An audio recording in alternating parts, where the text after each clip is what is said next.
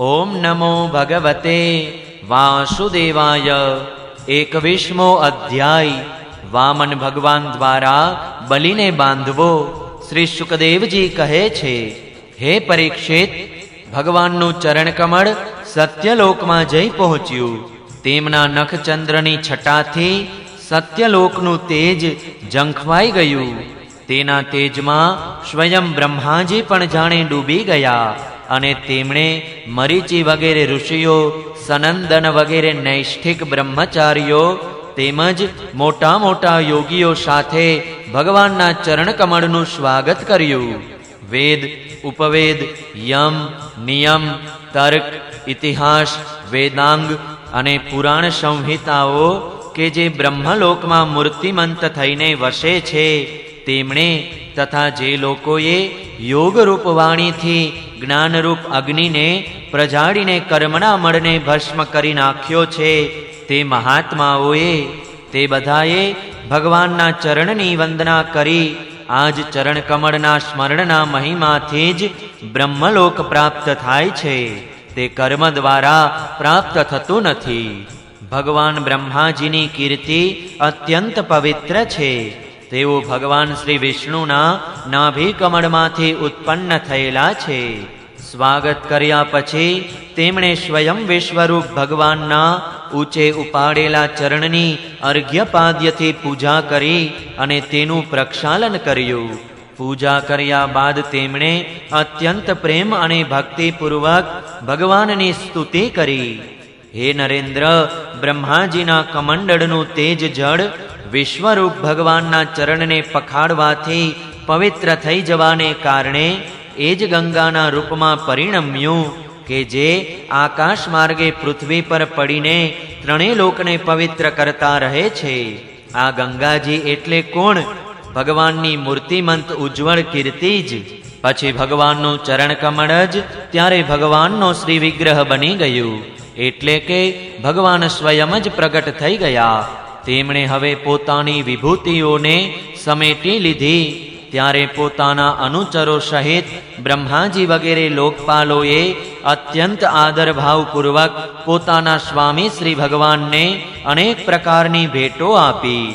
તે બધાએ જડ ઉપહાર, માળા, દિવ્ય સુગંધપૂર્ણ લેપ, સુગંધિત ધૂપ, દીપ, લાંજા, અક્ષત, ફળ, અંકુર, ભગવાનના મહિમા તથા ભગવાનથી યુક્ત સ્તોત્ર, જયઘોષ, નૃત્ય, વાદ્ય સરંજામ, ગાન તેમજ શંખ અને નગારાના ઘોષથી ભગવાનની આરાધના કરી। તે સમયે રીંછોના રાજા જાંબવાન મનના જેવા વેગથી દોડીને બધી દિશાઓમાં ભેરી ભૂંગળ વગાડી વગાડીને ભગવાનના મંગળમય વિજયની ઘોષણા કરી આવ્યા।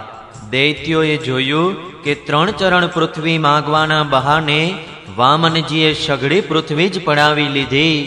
ત્યારે તેઓ વિચારવા લાગ્યા કે અમારા સ્વામી બલિ અત્યારે યજ્ઞમાં દીક્ષિત છે, તેથી તેઓ તો કશું બોલવાના નથી। તેથી તે બધા ઘણા ચીડાઈને પરસ્પર કહેવા લાગ્યા, અરે આ બ્રાહ્મણ નથી, આ તો સૌથી મોટો માયાવી વિષ્ણુ છે। બ્રાહ્મણના રૂપમાં છુપાઈને આ દેવોનું કાર્ય સિદ્ધ કરવા ઈચ્છે છે। જ્યારે અમારા સ્વામી યજ્ઞમાં દીક્ષિત થઈને કોઈને કોઈ પ્રકારનો દંડ કરવાને ઉપરત થયેલા છે, ત્યારે આ શત્રુએ બ્રહ્મચારીનો શ્વાંગ રચીને પહેલા તો યાચના કરી અને પછી અમારું સર્વસ્વ હરી લીધું। આમ તો અમારા સ્વામી સદૈવ સત્યનિષ્ઠ છે, પણ યજ્ઞમાં દીક્ષિત થવાથી તો તેઓ આ બાબતનું વિશેષ ધ્યાન રાખે છે। તેઓ મહાન બ્રાહ્મણ ભક્ત છે તથા તેમના હૃદયમાં દયા ભાવ પણ વધુ છે, તેથી તેઓ ક્યારેય અસત્ય બોલી શકતા નથી। આવી સ્થિતિમાં અમારો એ જ ધર્મ છે કે અમે આ શત્રુને મારી નાખીએ, એનાથી અમારા સ્વામી બલિની સેવા પણ થશે। આમ વિચારીને રાજા બલિના અનુચર અસુરોએ પોતપોતાના હથિયાર ઉપાડી લીધા। હે રાજન, રાજા બલિની અનિચ્છા હોવા છતાં પણ તે બધા અસુરો ભારે ક્રોધથી શૂળ, પટ્ટેશ વગેરે હાથમાં લઈને વામન ભગવાનને મારવા માટે ધસી ગયા. હે રાજન, વિષ્ણુ ભગવાનના પાર્ષદોએ જ્યારે જોયું કે દૈત્ય સેનાપતિઓ આક્રમણ કરવા ધસી આવી રહ્યા છે, ત્યારે તેમણે હસીને પોતપોતાના શસ્ત્રો ઉગામ્યા અને તેમનો સામનો કર્યો. નંદ, સુનંદ, જય, વિજય, પ્રબલ, બલ, કુમુદ, કુમુદાક્ષ, વિશ્વક્સેન, ગરુડ, જયંત, શ્રુતદેવ, પુષ્પદંત અને શાત્વત, આ બધા જ ભગવાનના પાર્ષદો 10,000 હાથીઓનું બળ ધરાવે છે. તેઓ અસુરોના સૈન્યનો સંહાર કરવા લાગ્યા.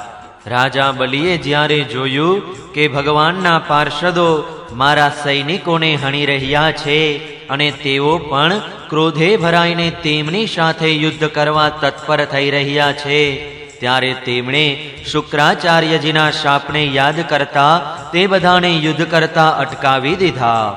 તેમણે વિપ્રચિત્તિ, રાહુ, નેમિ વગેરે દૈત્યોને સંબોધીને કહ્યું, ભાઈઓ, મારું કહેવું સાંભળો, તમે યુદ્ધ ન કરો, પાછા વળો.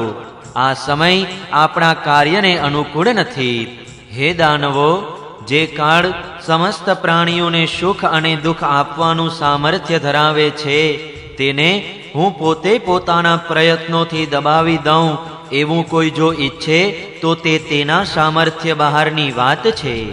પહેલા આપણી ઉન્નતિનું અને દેવોની અવનતિનું જેઓ કારણ થયા હતા, તે જ ભગવાન કાળ અત્યારે તેમની ઉન્નતિ અને આપણી અવનતિનું કારણ થઈ રહ્યા છે.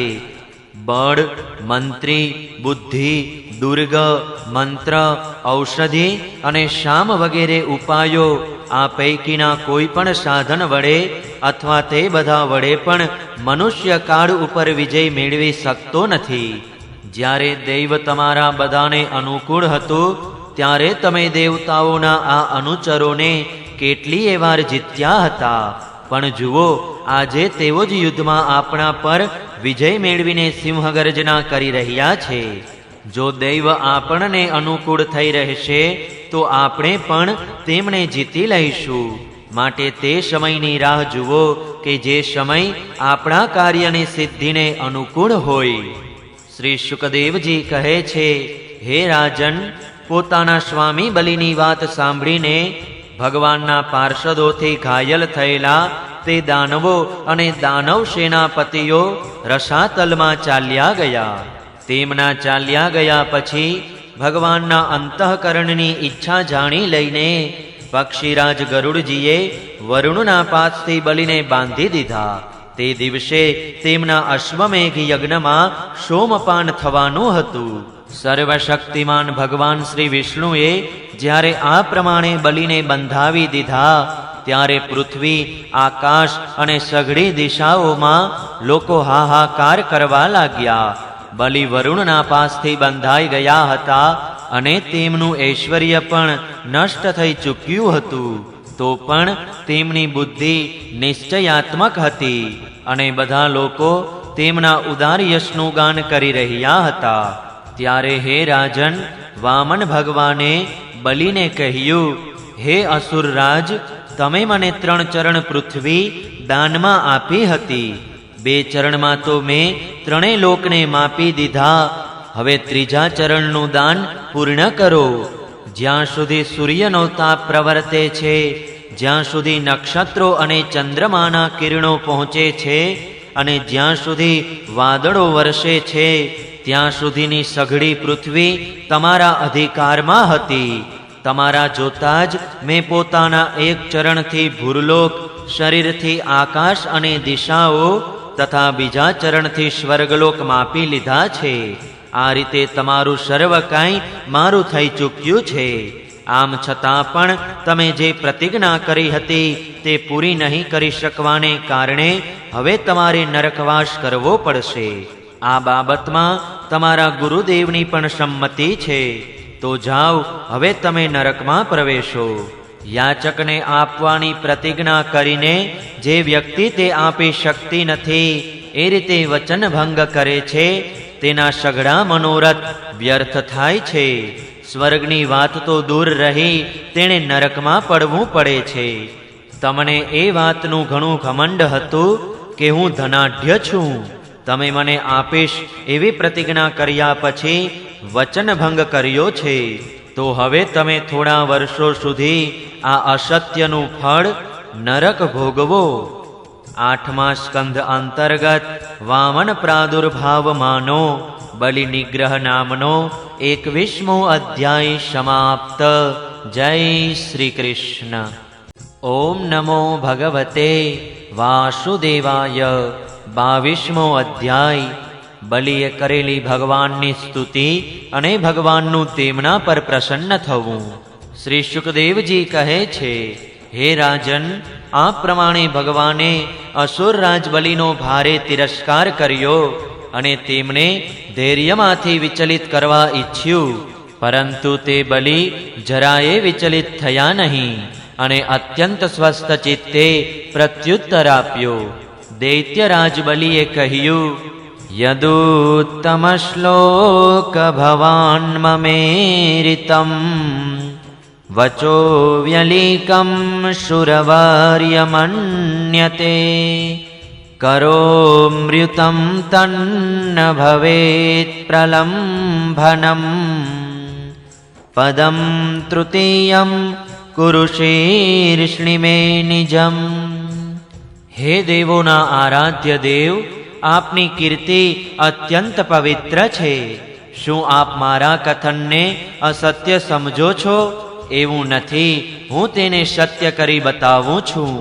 હું આપને છેતરતો નથી. આપ કૃપા કરીને આપનું ત્રીજું ચરણ મારા મસ્તક પર મૂકો. મને નરકમાં જવાનો કે રાજ્ય વંચિત થવાનો ભય નથી. હું પાશમાં બંધાવાથી કે અપાર દુઃખમાં આવી પડવાથી પણ બીતો નથી. મારી પાસે કશી જ ધન સંપત્તિ ન રહે અથવા આપ મને ઘોર દંડ આપો એ પણ મારા ભયનું કારણ નથી. હું ડરું છું તો તે માત્ર પોતાની અપકીર્તિથી. પોતાના પૂજનીય ગુરુજનોએ આપેલો દંડ તો જીવન માત્ર માટે તેની કીર્તિને વધારનારો છે એમ હું માનું છું. કારણ કે તેઓ દંડ માતા, પિતા, ભાઈ અને સુહૃદજનો મોહને લીધે આપી શકતા નથી. આપ ગુપ્ત રીતે અચૂકપણે અમને અસુરોને શ્રેષ્ઠ શિક્ષા કરતા રહો છો. તેથી આપ અમારા પરમ ગુરુ છો. જ્યારે અમે ધન, કુલીનતા, બળ વગેરેના મદથી અંધ થઈ જઈએ છીએ ત્યારે આપ તે વસ્તુઓ અમારી પાસેથી પડાવી લઈને અમને દ્રષ્ટિદાન કરો છો. આપના વડે અમારો જે ઉપકાર થાય છે તે વિશે હું શું કહું? અનન્ય ભાવે યોગ કરનારા યોગીઓ જે સિદ્ધિ મેળવે છે તે જ સિદ્ધિ ઘણા બધા અસુરોને આપની સાથે દ્રઢ વૈરભાવ કરવાથી જ મળી ગઈ છે. જેમનો આવો મહિમા, આવી અનંત લીલાઓ છે તે જ આપ મને દંડ આપી રહ્યા છો અને વરુણના પાસથી બાંધી રહ્યા છો. તેનો મને કોઈ લાજ સંકોચ નથી તો કોઈ વ્યથા. હે પ્રભુ, મારા દાદા પ્રહલાદજીની કીર્તિ સમગ્ર વિશ્વમાં પ્રસિદ્ધ છે. તેઓ આપના ભક્તોમાં શ્રેષ્ઠ મનાયા છે. તેમના પિતા હિરણ્યકશિપુએ આપની સાથે વેરભાવ રાખેલો એ કારણે પ્રહલાદજીને અનેક પ્રકારના દુઃખ આપ્યા હતા, પરંતુ તેઓ તો આપને પરાયણ જ રહ્યા અને તેમણે પોતાનું જીવન આપના પર જ ન્યોછાવર કરી દીધું હતું. તેમનો તો નિશ્ચય હતો કે જો આ શરીર કોઈ એક દિવસે સાથ છોડી દેવાનું જ છે તો તેને લઈને શું કરવાનું? જેઓ ધન સંપત્તિ લેવા માટે પોતાને સ્વજન કહેવડાવનારા લૂંટારાઓથી આપણને શો લાભ? પત્નીથી પણ શો લાભ કે જે જન્મ મરણ રૂપી સંસાર ચક્રમાં નાખનારી છે? જો મરી જ જવાનું છે તો ઘર સાથે મોહ કરવાનો પણ શો ફાયદો? આ બધી વસ્તુઓમાં અટવાઈ જવું એ તો પોતાના આયુષ્યને ગુમાવવા બરાબર છે. આવો નિશ્ચય કરીને મારા દાદા પ્રહલાદજીએ આપ લૌકિક દ્રષ્ટિએ તેમના સગા સંબંધીઓનો નાશ કરનારા શત્રુ છો, એ જાણતા હોવા છતાં પણ આપના જ નિર્ભય અને અવિનાશી ચરણ કમળોનું શરણ લીધું હતું. કારણ કે તેઓ સંસારથી અત્યંત વિરક્ત હતા તથા અગાધ જ્ઞાનયુક્ત ઉદાર હૃદય તેમજ સંત શ્રેષ્ઠ હતા. એ દ્રષ્ટિએ આપ મારા પણ શત્રુ છો, તો પણ વિધાતાએ મને ઐશ્વર્યથી બળપૂર્વક અલગ કરીને આપની પાસે પહોંચાડી દીધો છે અને એ યોગ્ય જ થયું છે. કારણ કે ઐશ્વર્યને કારણે જીવનની બુદ્ધિ જડ થઈ જાય છે અને તે જીવ મારું આ જીવન મૃત્યુના પંજામાં પડેલું અને અનિત્ય છે એ હકીકત સમજી શકતો નથી. શ્રી સુખદેવજી કહે છે, હે કુરુશ્રેષ્ઠ, રાજા બલિ આ પ્રમાણે કહી રહ્યા હતા ત્યારે ઉગતા ચંદ્રમા જેવા ભગવાનના પ્રિય પ્રહલાદજી ત્યાં પધાર્યા. રાજા બલિએ જોયું કે પોતાના દાદા અત્યંત શ્રી સંપન્ન છે. કમળ જેવા તેમના કોમળ નેત્ર છે, વિશાળ ભુજાઓ છે અને તેમણે પોતાના ઊંચા અને શામળા શરીરને પિતાંબર ધારણ કરેલું છે. આ સમયે બલિ વરુણ પાશમાં બંધાયેલા હતા. તેથી પ્રહલાદજીના આગમન સમયે જે રીતે પહેલા તેઓ તેમની પૂજા કરતા હતા તે રીતે કરી શક્યા નહીં. તેમની આંખો આંસુઓથી ચંચળ થઈ ગઈ. શરમના માર્યા મોઢું નીચું નમી ગયું. તેમણે માત્ર મસ્તક નમાવીને તેમણે પ્રણામ કર્યા. પ્રહલાદજીએ જોયું કે ભક્તવત્સલ ભગવાન ત્યાં વિરાજમાન છે અને સુનંદ, નંદ વગેરે પાર્ષદો તેમની સેવા કરી રહ્યા છે. પ્રેમના ઉદ્રેકથી પ્રહલાદજીનું શરીર પુલકિત થઈ ગયું અને તેમની આંખોમાંથી આંસુ ઉમટી આવ્યા. તેઓ આનંદપૂર્ણ હૃદયથી મસ્તક નમાવીને પોતાના સ્વામી ભગવાન પાસે ગયા અને પૃથ્વી પર માથું મૂકીને તેમને સાષ્ટાંગ પ્રણામ કર્યા. પ્રહલાદજીએ કહ્યું, હે પ્રભુ, આપે જ બલિને આ ઐશ્વર્યપૂર્ણ ઇન્દ્રપદ આપ્યું હતું અને આજે આપે જ તે છીનવી લીધું છે. આપનું આપવું જેટલું સુંદર છે તેનાથી લઈ લેવું વધુ સુંદર છે. હું સમજું છું કે આપે આના પર ઘણી મોટી કૃપા કરી છે કે આને આત્માને મોહ પમાડનારી રાજ્યલક્ષ્મીથી અલગ કરી દીધો છે. હે પ્રભુ, લક્ષ્મીના મદથી તો વિદ્વાન મનુષ્યો પણ મોહિત થઈ જાય છે. લક્ષ્મી હોય ત્યારે ભલા પોતાના વાસ્તવિક સ્વરૂપને કોણ બરાબર જાણી શકે છે? તેથી તે લક્ષ્મી છીનવી લઈને મહાન ઉપકાર કરનારા સમસ્ત જગતના મહાન ઈશ્વર સૌના હૃદયમાં વિરાજમાન અને સૌના પરમ સાક્ષી આપને ભગવાન શ્રી નારાયણને હું નમસ્કાર કરું છું. શ્રી સુખદેવજી કહે છે, હે રાજન, પ્રહલાદજી હાથ જોડીને ઊભા હતા. તેમની સામે જ ભગવાન બ્રહ્માજી કંઈક કહેવા માગતા હતા, પરંતુ એ દરમિયાન જ રાજા બલિની પરમ સાધ્વી પત્ની વિંધ્યાવલીએ પોતાના પતિને બંધાયેલા જોઈને ભયભીત થઈને ભગવાનના ચરણોમાં પ્રણામ કર્યા તથા હાથ જોડીને મોઢું નીચું ઢાળીને તે ભગવાનની સ્તુતિ કરી. વિંધ્યાવલીએ કહ્યું, હે પ્રભુ, આપે પોતાની ક્રીડા માટે જ આ સમસ્ત ત્રિલોકની રચના કરી છે. જે લોકો કુબુદ્ધિ છે તેઓ જ પોતાને એના સ્વામી માને છે. આપ જ આ વિશ્વના કર્તા, ભરતા અને સંહર્તા છો. તો પછી આપની માયાથી મોહિત થઈને પોતાને વ્યર્થ કરતા માનનારા નિર્લજ લોકો આપને શું સમર્પણ કરી શકે એમ છે? બ્રહ્માજીએ કહ્યું, સમસ્ત પ્રાણીઓના જીવનદાતા, તેમના સ્વામી અને જગત સ્વરૂપ હે દેવાધિદેવ પ્રભુ, હવે આપ આ બલિને મુક્ત કરો. આપે તેનું સર્વસ્વ લઈ લીધું હોય, હવે આ દંડને પાત્ર રહેતો નથી. આણે પોતાની સઘળી પૃથ્વી અને પુણ્યકર્મોથી મેળવેલા સ્વર્ગ વગેરે લોક, પોતાનું સર્વસ્વ, પોતાનો આત્મા સુદ્ધા આપને સમર્પિત કરી દીધો છે. તથા એમ કરતી વેળા આની બુદ્ધિ અચળ રહી છે, આ ધૈર્યચ્યુત થયો નથી. હે પ્રભુ, આપ તો એટલા પરમ દયાળુ છો કે જે મનુષ્ય સાચા હૃદયથી ભક્તિપૂર્વક આપના ચરણોમાં જળનો અર્ઘ્ય આપે છે અને માત્ર દુર્વાંકુરથી પણ આપની સાચી પૂજા કરે છે, તેને પણ ઉત્તમ ગતિ મળે છે. તો પછી આ બલિએ તો અત્યંત પ્રસન્નતાપૂર્વક ધૈર્ય અને સ્થિર ચિત્ત વૃત્તિથી આપને 3 લોકનું દાન કર્યું છે, ત્યારે આ દુઃખનો ભાગી કેવી રીતે થઈ શકે? શ્રી ભગવાને કહ્યું, હે બ્રહ્માજી, હું જેના પર કૃપા કરું છું તેની ધન સંપત્તિ છીનવી લઉં છું. કારણ કે મનુષ્ય જ્યારે ધનથી મદોન્મત્ત થઈ જાય છે ત્યારે તે મારો અને સૌનો તિરસ્કાર કરવા લાગે છે. આ જીવ પોતાના કર્મોને કારણે વિવશ થઈને અનેક યોનિઓમાં ભટકતો રહે છે અને ક્યારેક મારી કૃપાથી મનુષ્ય શરીર પ્રાપ્ત કરે છે.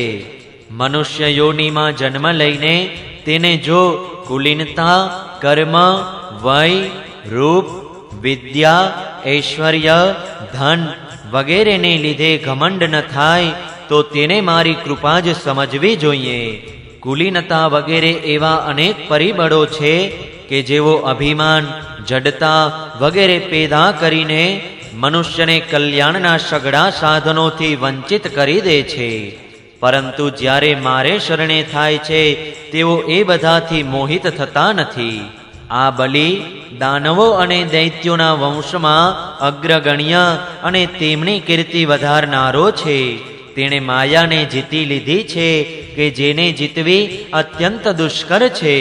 તમે જોઈ જ રહ્યા છો કે આટલું કષ્ટ ભોગવવા છતાં પણ તે મોહિત થતો નથી. તેનું ધન છીનવી લીધું, તેને રાજ્યપદથી અળગો કરી દીધો, તેના પર જાત જાતના આક્ષેપ કર્યા, શત્રુઓએ તેને બાંધી લીધો, ભાઈ બંધુઓ તેને ત્યજીને ચાલ્યા ગયા. આટલી યાતનાઓ ભોગવવી પડી. અરે, ત્યાં સુધી કે તેના ગુરુએ પણ તેને ધમકાવ્યો, તિરસ્કાર્યો અને શાપ સુધા આપી દીધો. પરંતુ આ દ્રઢવતી બલિએ પોતાની પ્રતિજ્ઞાનો ત્યાગ ન જ કર્યો. મેં એને છળપૂર્વક ધર્મનો ઉપદેશ કર્યો, પણ આ સત્યવાદી બલિએ પોતાનો ધર્મ છોડ્યો નહીં. તેથી મેં આને તે સ્થાન આપ્યું છે કે જે મહાન દેવોને પણ ઘણી મુશ્કેલીથી મળે છે. આ બલિ સાવરણી મન્વંતરમાં મારો પરમ ભક્ત ઇન્દ્ર થશે. ત્યાં સુધી આ વિશ્વકર્માએ રચેલા સૂતલ લોકમાં રહેશે. ત્યાં રહેનારાઓ મારી કૃપા દ્રષ્ટિ મેળવે છે. તેથી તેમને શારીરિક અથવા માનસિક વ્યાધિઓ, થાક, તંદ્રા, બાહ્ય કે આંતરિક શત્રુઓથી પરાજય અને કોઈ પણ પ્રકારના વિઘ્નોનો પ્રતિકાર કરવો પડતો નથી. બલિને સંબોધીને કહ્યું, મહારાજ ઇન્દ્રસેન, તમારું કલ્યાણ થાવ. તમે હવે પોતાના ભાઈ બંધુઓ સહિત તે સૂતલ લોકમાં જાઓ કે જેની સ્વર્ગના દેવતાઓ પણ કામના કરતા રહે છે. મોટા મોટા લોકપાલો પણ હવે તમને પરાજિત કરી શકશે નહીં. તો પછી બીજાઓનું તો શું ગજું? જે દૈત્યો તમારા શાસનની અવગણના કરશે તેઓ મારા સુદર્શન ચક્રથી છેદાઈ જશે. તમારું, તમારા અનુચરોનું અને તમારી ભોગ સામગ્રીનું પણ હું રક્ષણ કરીશ. હે વીર બલિ, ત્યાં તમે મને સર્વત્ર તમારી પાસે જ જોશો. દાનવો અને દૈત્યોના સંગને લીધે તમારામાં જે કોઈ આસુરી ભાવ હશે તે મારા પ્રભાવથી તરત જ નષ્ટ થઈ જશે. 8મા સ્કંધ અંતર્ગત વામન પ્રાદુર્ભાવ માનો બલિ વામન સંવાદ નામનો 22મો અધ્યાય સમાપ્ત. જય શ્રી કૃષ્ણ. ઓમ નમો ભગવતે વાસુદેવાય. 23મો અધ્યાય બલિનું બંધનમાંથી મુક્ત થવું અને સૂતલ લોકમાં જવું.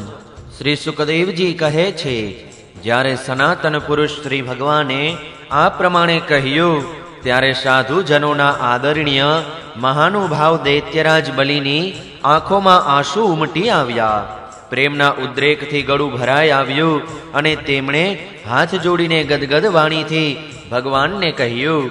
બલિએ કહ્યું, હે પ્રભુ, મેં તો આપને પૂરા પ્રણામ પણ કર્યા નથી. પ્રણામ કરવાનો પ્રયત્ન માત્ર જ કર્યો છે. એનાથી જ મને તે ફળ મળ્યું છે કે જે આપના ચરણોના શરણાગત ભક્તોને મળે છે. મહાન લોકપાલો અને દેવો પર આપે જે કૃપા ક્યારેય કરી નથી તે મારા જેવા અધમ અસુરને અનાયાસ જ પ્રાપ્ત થઈ ગઈ છે. શ્રી શુકદેવજી કહે છે, હે પરીક્ષિત, આમ કહેતા જ બલિ વરુણ પાશમાંથી મુક્ત થઈ ગયા અને પછી તેમણે ભગવાન બ્રહ્માજી અને શંકરજીને પ્રણામ કર્યા. ત્યારબાદ અત્યંત પ્રસન્નતાપૂર્વક અસુરોની સાથે સૂતલ લોકમાં ભણી પ્રયાણ કર્યું. આ પ્રમાણે શ્રી ભગવાને બલિ પાસેથી સ્વર્ગનું રાજ્ય મેળવી લઈને ઇન્દ્રને સોંપ્યું. અદિતિની કામના પૂરી કરી અને પોતે ઉપેન્દ્ર બનીને સમસ્ત વિશ્વનું શાસન કરવા લાગ્યા. પ્રહલાદજીએ જોયું કે મારા વંશધારક પૌત્ર રાજા બલિ બંધનમાંથી મુક્ત થઈ ગયા છે અને તેમને ભગવાનનો કૃપા પ્રસાદ મળી ગયો છે. ત્યારે તેઓ ભક્તિ ભાવ વિભોર થઈ ગયા અને તે સમયે તેમણે ભગવાનને આ પ્રમાણે સ્તુતિપૂર્વક કહ્યું. પ્રહલાદજીએ કહ્યું, હે પ્રભુ, આપનો આ કૃપા પ્રસાદ તો બ્રહ્માજી, લક્ષ્મીજી અને શંકરજીને પણ ક્યારેય મળ્યો નથી, તો બીજાઓને મળવાની તો વાત જ ક્યાં રહી. અહો, જેમના ચરણોની વંદના વિશ્વવંદ્ય બ્રહ્માજી વગેરે પણ કરતા રહે છે, તે જ આપ અમારા અસુરોના દુર્ગપાળ થઈ ગયા. હે શરણાગત વત્સલ પ્રભુ, બ્રહ્માજી વગેરે લોકપાલો આપના ચરણ કમળોના મકરંદનું સેવન કરવાને લીધે જ સૃષ્ટિ રચનાનું શક્તિ સામર્થ્ય વગેરે અનેક વિભૂતિઓ સિદ્ધિઓ પ્રાપ્ત કરે છે. જ્યારે અમે તો જન્મથી જ ખલ એટલે કે દુષ્ટ અને કુમાર્ગી છીએ, છતાંય અમારા ઉપર આપની આવી અનુગ્રહપૂર્ણ દ્રષ્ટિ એવી તો થઈ કે આપ અમારા દ્વારપાળ જ બની ગયા. આપે પોતાની યોગ માયાથી લીલાપૂર્વક જ ત્રણેય લોકની રચના કરી છે. આપ સર્વજ્ઞ, સર્વાત્મા અને સમદર્શી છો, તો પણ આપની લીલાઓ ઘણી વિલક્ષણ જણાય છે. આપનો સ્વભાવ કલ્પવૃક્ષ જેવો છે, કારણ કે આપ પોતાના ભક્તોના પ્રિય છો અને એ કારણે જ ક્યારેક ક્યારેક ઉપાસકો પ્રત્યે આપનો પક્ષપાત અને આપનાથી વિમુખ જનો પ્રત્યે આપની નિર્દયતા જોવા મળે છે. શ્રી ભગવાને કહ્યું, વત્સ પ્રહલાદ, તમારું કલ્યાણ થાવ. તમે પણ હવે સૂતલ લોકમાં જાઓ. ત્યાં પોતાના પૌત્ર બલિ સાથે રહીને જાતિ બંધુઓને સુખી કરો. ત્યાં તમે મને સદૈવ હાથમાં ગદા ધારણ કરેલો જોશો અને મારા દર્શનના પરમાનંદમાં મગ્ન બની રહેવાને કારણે તમારા તમામ કર્મોના બંધન નષ્ટ થઈ જશે. શ્રી શુકદેવજી કહે છે, હે રાજન, સમસ્ત દૈત્ય સેનાના સ્વામી વિશુદ્ધ બુદ્ધિ પ્રહલાદજીએ ભલે એમ કહીને હાથ જોડીને ભગવાનની આજ્ઞા માથે ચડાવી. પછી તેમણે બલિની સાથે આદિ પુરુષ શ્રી ભગવાનની પરિક્રમા કરી તેમને પ્રણામ કર્યા અને તેમની આજ્ઞા માંડીને સૂતલ લોક ભણી પ્રયાણ કર્યું. હે રાજન, તે સમયે ભગવાન શ્રી હરિએ બ્રહ્મવાદી ઋત્વિજોની સભામાં પોતાની પાસે જ બેઠેલા શુક્રાચાર્યજીને કહ્યું, હે બ્રહ્મણ, તમારો શિષ્ય યજ્ઞ કરી રહ્યો હતો, તેમાં જે ત્રુટિ રહી ગઈ છે તેની તમે પૂર્તિ કરી દો. કારણ કે કર્મ કરવામાં જે કંઈ ઉણપ રહી જાય છે તેની બ્રાહ્મણોની કૃપા દ્રષ્ટિથી પૂર્તિ થઈ જાય છે. શુક્રાચાર્યજીએ કહ્યું, હે ભગવાન, જેણે પોતાનું સમસ્ત કર્મ સમર્પિત કરીને સર્વ પ્રકારે યજ્ઞેશ્વર યજ્ઞ પુરુષની આપની પૂજા કરી છે, તેના કર્મમાં કોઈ ત્રુટિ, કોઈ વિષમતા રહી જ કેમ શકે? કારણ કે મંત્રોની, અનુષ્ઠાન પદ્ધતિની, દેશ, કાળ, પાત્ર અને પદાર્થની તમામ ક્ષતિઓ આપના નામ સંકીર્તન માત્રથી સુધરી જાય છે. આપનું નામ તમામ ત્રુટિઓની પૂર્તિ કરી દે છે. તેમ છતાં હે અનંત, જ્યારે આપ સ્વયં કહી રહ્યા છો તો હું આપની આજ્ઞાનું પાલન અવશ્ય કરીશ. મનુષ્ય માટે કલ્યાણ સિદ્ધિનું સૌથી મોટું સાધન એ જ છે કે તે આપની આજ્ઞાનું પાલન કરે. શ્રી શુકદેવજી કહે છે, ભગવાન શુક્રાચાર્યજીએ ભગવાન શ્રી હરિની આજ્ઞા સ્વીકારીને બીજા બ્રહ્મર્ષિઓ સાથે રહીને બલિના યજ્ઞમાં જે ઉણપ રહી ગઈ હતી તેની પૂર્તિ કરી દીધી. હે રાજન, ત્રિવિક્રમ વામન ભગવાને આ પ્રમાણે બલિ પાસેથી પૃથ્વીની ભિક્ષા માગીને સ્વર્ગનું રાજ્ય પોતાના ભાઈ ઇન્દ્રને આપ્યું કે જે તેમના શત્રુઓએ તેમની પાસેથી લઈ લીધું હતું. ત્યાર પછી પ્રજાપતિઓના અધિપતિ બ્રહ્માજીએ દેવર્ષિઓ, પિતૃઓ, મનુ, દક્ષ, ભૃગુ, અંગિરા, સનતકુમારો અને શંકરજી સહિત કશ્યપજી અને અદિતિની પ્રસન્નતા માટે તેમજ સમસ્ત પ્રાણીઓના અભ્યુદય માટે વામન ભગવાનનો લોકપાલોના અધિપતિના પદ પર અભિષેક કર્યો. હે રાજન, પછી તેમણે વેદો, સમસ્ત દેવો, ધર્મ, યશ, ઐશ્વર્ય, મંગળ, વ્રત, સ્વર્ગ, અપવર્ગ એ બધાના રક્ષક રૂપે સૌના પરમ કલ્યાણ માટે સર્વશક્તિમાન વામન ભગવાનને ઉપેન્દ્રનું પદ આપ્યું. તે સમયે બધા જ ભૂત પ્રાણીઓ અત્યંત આનંદ પામ્યા. ત્યારબાદ બ્રહ્માજીની અનુમતિથી લોકપાલો સહિત દેવરાજ ઇન્દ્રે વામન ભગવાનને વિમાન પર સૌથી આગળ બેસાડ્યા અને પોતાની સાથે સ્વર્ગલોકમાં લઈ ગયા. ઇન્દ્રને ત્રિભુવનનું રાજ્ય મળી ગયું. તે સાથે જ મળી ગઈ ભગવાનના કરકમળોની છત્રછાયા. સર્વશ્રેષ્ઠ ઐશ્વર્ય લક્ષ્મી તેમની સેવામાં રત બની અને તેઓ નિર્ભય થઈને આનંદોત્સવ મનાવવા લાગ્યા. બ્રહ્માજી, શંકરજી, સનતકુમારો, ભૃગુ વગેરે ઋષિમુનિઓ, પિતૃઓ, સઘળા ભૂતગણો, સિદ્ધો અને વિમાનમાં આરૂઢ થયેલા દેવો ભગવાનના આ પરમ અદ્ભુત અને અત્યંત મહાન કાર્યની પ્રશંસા કરતા કરતા પોતપોતાના લોકમાં સિધાવી ગયા અને એ સૌએ અદિતિની પણ ભારે પ્રશંસા કરી. હે કુરુકુલ નંદન, મેં તમને ભગવાનની આ બધી લીલા કહી સંભળાવી. આ લીલાના શ્રવણથી સાંભળનારાઓની તમામ પાપોમાંથી મુક્તિ થઈ જાય છે. ભગવાનની લીલાઓ અનંત છે, તેમનો મહિમા અપાર છે. જે મનુષ્ય તેનો પાર પામવા માગે છે તે જાણે પૃથ્વીના પરમાણુઓને ગણવા માગે છે. ભગવાન વિશે મંત્રદ્રષ્ટા મહર્ષિ વસિષ્ઠજીએ વેદોમાં કહ્યું છે કે આવો મનુષ્ય ક્યારેય થયો નથી, છે નહીં અને ભવિષ્યમાં થશે પણ નહીં કે જે ભગવાનના મહિમાનો પાર પામી શકે. દેવોના આરાધ્ય દેવ અદ્ભુત લીલાધર વામન ભગવાનના અવતારના ચરિત્રનું જે કોઈ શ્રવણ કરે છે તે પરમ ગતિને પ્રાપ્ત કરી લે છે. દેવયજ્ઞ, પિતૃયજ્ઞ, મનુષ્ય યજ્ઞ કોઈ પણ કર્મનું અનુષ્ઠાન કરતી વખતે જ્યાં જ્યાં ભગવાનની આ લીલાનું કીર્તન થાય છે ત્યાં ત્યાં તે કર્મ સફળતાપૂર્વક સંપન્ન થઈ જાય છે. એ મોટા મોટા વિદ્વજ્જનોનો અનુભવ છે. 8મા સ્કંદ અંતર્ગત વામનાવતાર ચરિતમાનો 23મો અધ્યાય સમાપ્ત. જય શ્રી કૃષ્ણ. ઓમ નમો ભગવતે વાસુદેવાય. 24મો અધ્યાય ભગવાનના મત્સ્યાવતારની કથા. રાજા પરીક્ષિતે પૂછ્યું, ભગવાનના કર્મ ઘણા અદ્ભુત છે. તેમણે એકવાર પોતાની યોગ માયાથી મત્સ્યાવતાર ધારણ કરીને ઘણી સુંદર લીલા કરી હતી. હું તેમના તે આદિ અવતારની કથા સાંભળવા ઈચ્છું છું. હે ભગવાન, મત્સ્યોની લોક નિંદનીય છે અને વળી તે તમોગુણી છે તથા અસહ્ય પરતંત્રતાથી યુક્ત પણ છે. તો પોતે સર્વશક્તિમાન હોવા છતાં પણ ભગવાને કર્મબંધનમાં પડેલા જીવની જેમ આ મત્સ્યરૂપ શા માટે ધારણ કર્યું? હે ભગવાન, મહાત્માઓના કીર્તનીય ભગવાનનું ચરિત્ર સમસ્ત પ્રાણીઓને સુખ આપનારું છે. તો કૃપા કરીને તમે ભગવાનની તે સઘળી લીલા અમારી આગળ સંપૂર્ણપણે વર્ણવી સંભળાવો.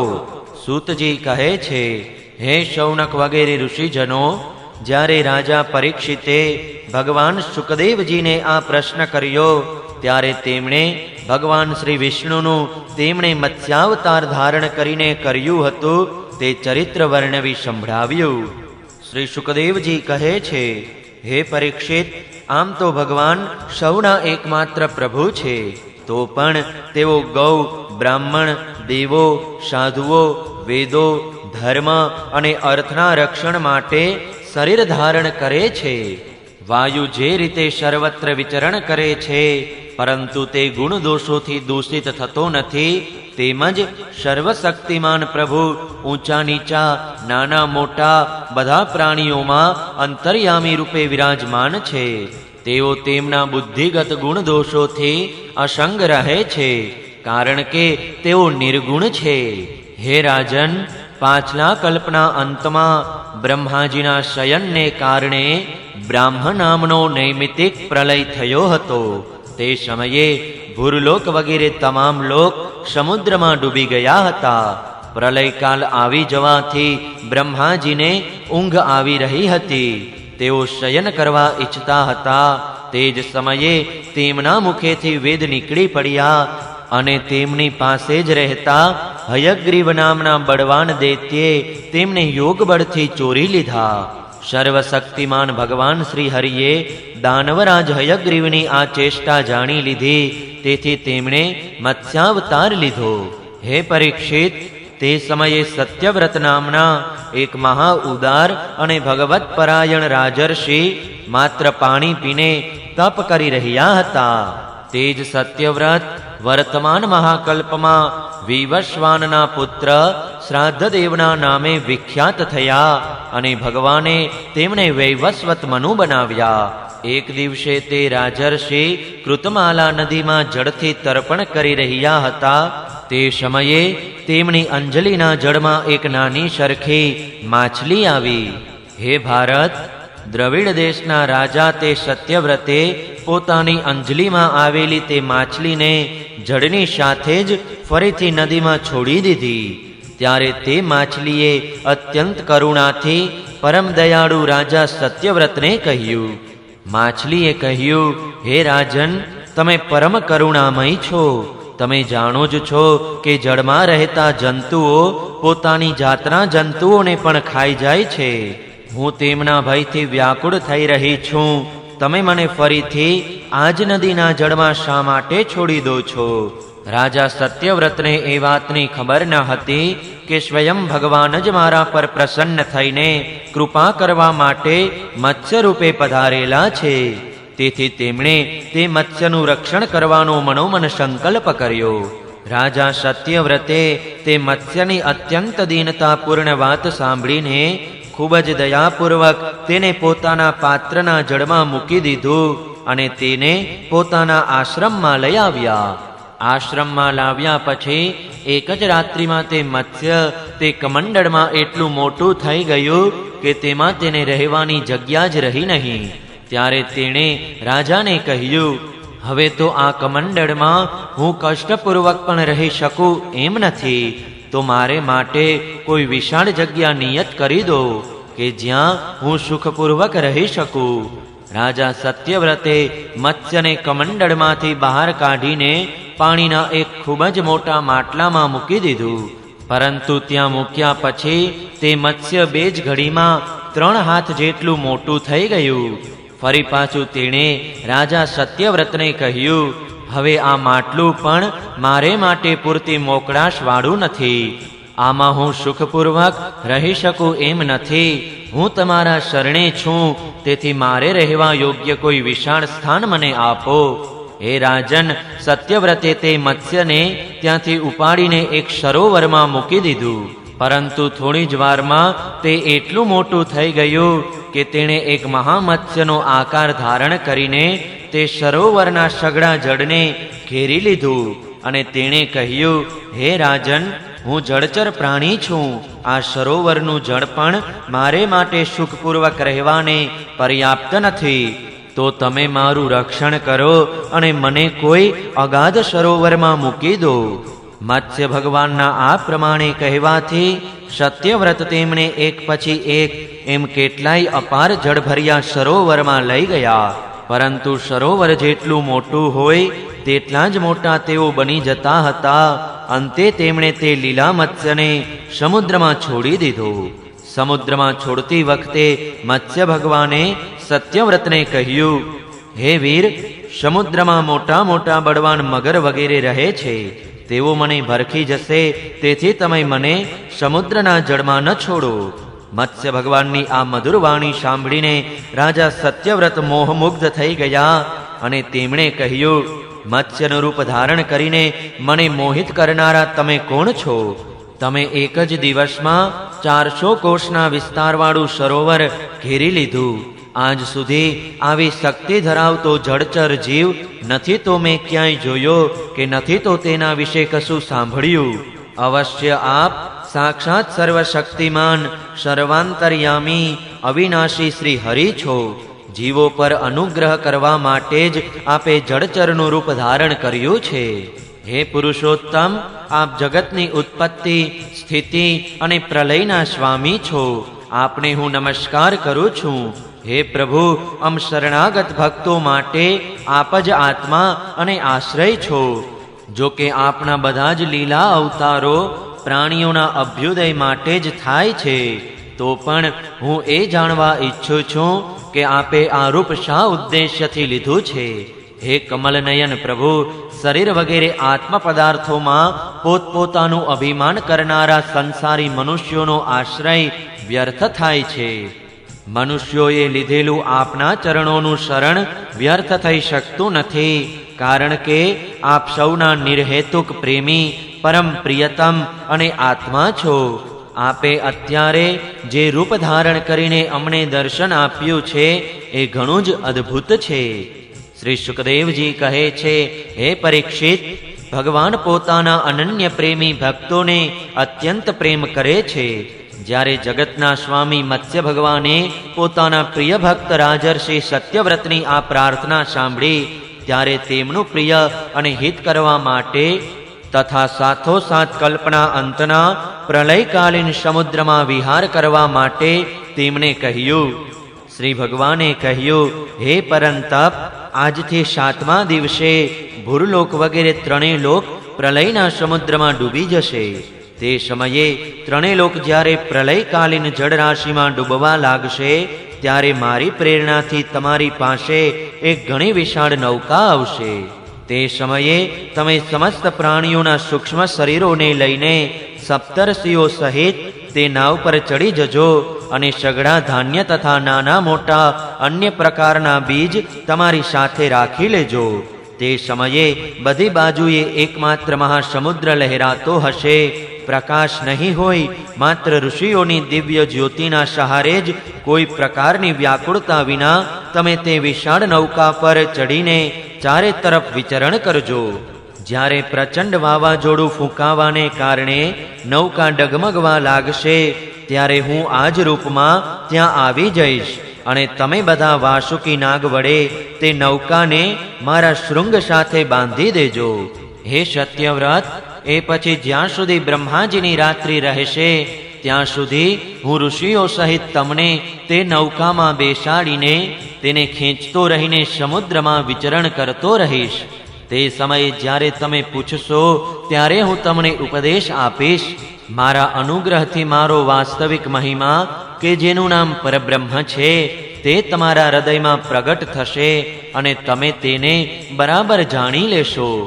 રાજા સત્યવ્રતને આ પ્રમાણે આદેશ આપીને ભગવાન અંતર્ધાન થઈ ગયા. તેથી રાજા સત્યવ્રત હવે તે જ સમયની પ્રતિજ્ઞા કરવા લાગ્યા કે જેના માટે ભગવાને આદેશ કર્યો હતો. કુશોનો અગ્રભાગ પૂર્વાભિમુખ રાખીને રાજર્ષિ સત્યવ્રત તેના પર પૂર્વોત્તર મુખે બેસી ગયા અને મત્સ્યરૂપ ભગવાનના ચરણોનું ચિંતન કરવા લાગ્યા.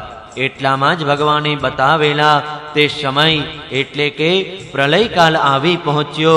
રાજાએ જોયું કે સમુદ્ર પોતાની મર્યાદા છોડીને વધી રહ્યો છે. પ્રલયકાળના ભયંકર મેઘ વરસવા લાગ્યા. જોત જોતામાં જ સમગ્ર પૃથ્વી ડૂબવા લાગી. ત્યારે રાજાએ ભગવાનના આદેશનું સ્મરણ કર્યું તો તેમણે જોયું કે નૌકા પણ આવી ગઈ છે. તેથી તેઓ ધાન્ય અને અન્ય પ્રકારના બીજ લઈને સપ્તર્ષિઓ સાથે તેના પર આરૂઢ થઈ ગયા. સપ્તર્ષિઓએ ખૂબ પ્રેમથી રાજા સત્યવ્રતને કહ્યું, હે રાજન, તમે ભગવાનનું ધ્યાન ધરો, તેઓ જ આપણને આ સંકટમાંથી ઉગારશે અને આપણું કલ્યાણ કરશે. તેમની આજ્ઞાથી રાજાએ ભગવાનનું ધ્યાન ધર્યું. તે સમયે તે મહાસમુદ્રમાં મત્સ્યના રૂપમાં ભગવાન પ્રગટ થયા.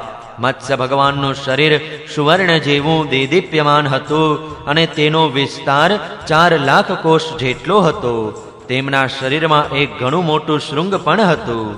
ભગવાને પહેલા જેવો આદેશ આપ્યો હતો તે પ્રમાણે નૌકાને વાસુકી નાગ વડે ભગવાનના શૃંગમાં બાંધી દેવામાં આવી. પછી રાજા સત્યવ્રતે પ્રસન્ન થઈને ભગવાનની સ્તુતિ કરી. રાજા સત્યવ્રતે સ્તુતિ કરતા કહ્યું, હે પ્રભુ, સંસારના જીવોનું આત્મજ્ઞાન અનાદિ અવિદ્યાને કારણે ઢંકાઈ ગયું છે. આ જ કારણે તેઓ સંસારના અનેકાનેક ક્લેશોના ભારથી દુઃખી થઈ રહ્યા છે. તેઓ જ્યારે અનાયાસ જ આપની કૃપાથી આપના શરણમાં આવી પહોંચે છે ત્યારે તેઓ આપને પ્રાપ્ત કરી લે છે. તેથી અમને બંધનમાંથી છોડાવીને વાસ્તવિક મુક્તિ આપનારા ગુરુ આપ જ છો. આ જીવ અજ્ઞાની છે અને પોતાના જ કર્મોથી બંધાયેલો છે. તે સુખની ઈચ્છાને લીધે દુઃખદાયી કર્મોનું આચરણ કરે છે. તેનું આ અજ્ઞાન જેમની સેવા કરવા થકી નષ્ટ થઈ જાય છે, તે જ મારા પરમ ગુરુ આપ મારા હૃદયની ગ્રંથિને છેદી નાખો. જેમ અગ્નિમાં તપાવાથી સોના ચાંદીની અશુદ્ધિ દૂર થઈ જાય છે અને તેનું સાચું સ્વરૂપ ઝળકી ઉઠે છે, તેવી જ રીતે આપની સેવા કરવા થકી જીવ પોતાના અંતઃકરણના અજ્ઞાનરૂપી મળનો ત્યાગ કરી દે છે અને પોતાના વાસ્તવિક સ્વરૂપમાં સ્થિત થઈ જાય છે. આપ સર્વશક્તિમાન અવિનાશી પ્રભુ જ અમારા ગુરુઓના પણ પરમ ગુરુ છો, તો આપ જ અમારા પણ ગુરુ બનો. જેટલા પણ દેવો, ગુરુઓ અને અન્ય સર્વ સંસારી જીવો છે, તેઓ બધા જો સ્વતંત્રપણે એક સાથે મળીને કૃપા કરે તો પણ તે કૃપા આપની કૃપાના 10,000માં અંશના અંશની પણ બરાબરી કરી શકે નહીં. હે પ્રભુ, આપ જ સર્વશક્તિમાન છો. હું આપનું શરણું લઉં છું. જેમ કોઈ આંધળો આંધળાને જ પોતાનો પથ પ્રદર્શક બનાવે, તેવી જ રીતે અજ્ઞાની જીવો અજ્ઞાનીને જ પોતાનો ગુરુ બનાવે છે. આપ સૂર્ય સમાન સ્વયં પ્રકાશમાન અને સમસ્ત ઇન્દ્રિયોના પ્રેરક છો. આત્મતત્વના જિજ્ઞાસુ અમે આપની જ અમારા ગુરુ તરીકે વરણી કરીએ છીએ. અજ્ઞાની મનુષ્ય અજ્ઞાનીઓને જે જ્ઞાનનો ઉપદેશ કરે છે તે તો અજ્ઞાન જ છે. તેના વડે તો સંસાર રૂપી ઘોર અંધકારની જ વધુ ને વધુ પ્રાપ્તિ થાય છે. પરંતુ આપ તો તેવા અવિનાશી અને અમોઘ જ્ઞાનનો ઉપદેશ કરો છો કે જેનાથી મનુષ્ય અનાયાસ જ પોતાના વાસ્તવિક સ્વરૂપને પ્રાપ્ત કરી લે છે. આપ તમામ લોકોના સુહૃદ, પ્રિયતમ, ઈશ્વર અને આત્મા છો. ગુરુ એમના દ્વારા પ્રાપ્ત થતું જ્ઞાન અને અભિષ્ટ સિદ્ધિ એ પણ આપનું જ સ્વરૂપ છે. આમ હોવા છતાં પણ કામનાઓના બંધનમાં ફસાઈને લોકો આંધળા થઈ રહ્યા છે. તેમને એ વાતની ખબર જ નથી કે આપ તેમના હૃદયમાં જ વિરાજમાન છો. આપ દેવોના આરાધ્ય દેવ, પરમ પૂજ્ય પરમેશ્વર છો. હું આપની પાસેથી જ્ઞાન પામવા માટે આપના શરણે આવ્યો છું. હે ભગવાન, આપ પરમાર્થને પ્રકાશિત કરનારી પોતાની વાણી વડે મારા હૃદયની ગ્રંથિને છેદી નાખો અને પોતાના સ્વરૂપને પ્રગટ કરો. શ્રી સુખદેવજી કહે છે, હે પરીક્ષિત, રાજા સત્યવ્રતે આ પ્રમાણે પ્રાર્થના કરી. તેથી મત્સ્યરૂપધારી ભગવાન શ્રી પુરુષોત્તમે પ્રલયના સમુદ્રમાં વિહાર કરતા કરતા તેમને આત્મજ્ઞાનનો ઉપદેશ આપ્યો. ભગવાને પોતાના સ્વરૂપના સંપૂર્ણ રહસ્યને વર્ણવતા રાજર્ષિ સત્યવ્રતને જ્ઞાન, ભક્તિ અને કર્મયોગથી પરિપૂર્ણ દિવ્ય પુરાણોનો ઉપદેશ આપ્યો, જેને મત્સ્ય પુરાણ કહે છે. સત્યવ્રતે ઋષિઓની સાથે નૌકામાં બેઠેલા રહીને જ સંદેહ રહિત થઈને ભગવાને ઉપદેશ કરેલા સનાતન બ્રહ્મ સ્વરૂપ આત્મતત્વનું શ્રવણ કર્યું. એ પછી જ્યારે પાછલા પ્રલયનો અંત થઈ ગયો અને બ્રહ્માજી નિદ્રામાંથી જાગ્યા, ત્યારે ભગવાને હયગ્રીવ અસુરને હણીને તેની પાસેથી વેદ પાછા મેળવીને બ્રહ્માજીને સોંપી દીધા. ભગવાનના કૃપા પ્રસાદથી રાજા સત્યવ્રત જ્ઞાન અને વિજ્ઞાનથી સંયુક્ત થયા અને આ કલ્પમાં વૈવસ્વત મનુ થયા. પોતાની યોગમાયાથી મત્સ્યરૂપ ધારણ કરનારા ભગવાન શ્રી વિષ્ણુ અને રાજર્ષિ સત્યવ્રતના આ સંવાદ અને શ્રેષ્ઠ આખ્યાનનું શ્રવણ કરવાથી મનુષ્ય બધા પ્રકારના પાપોના બંધનમાંથી છૂટી જાય છે.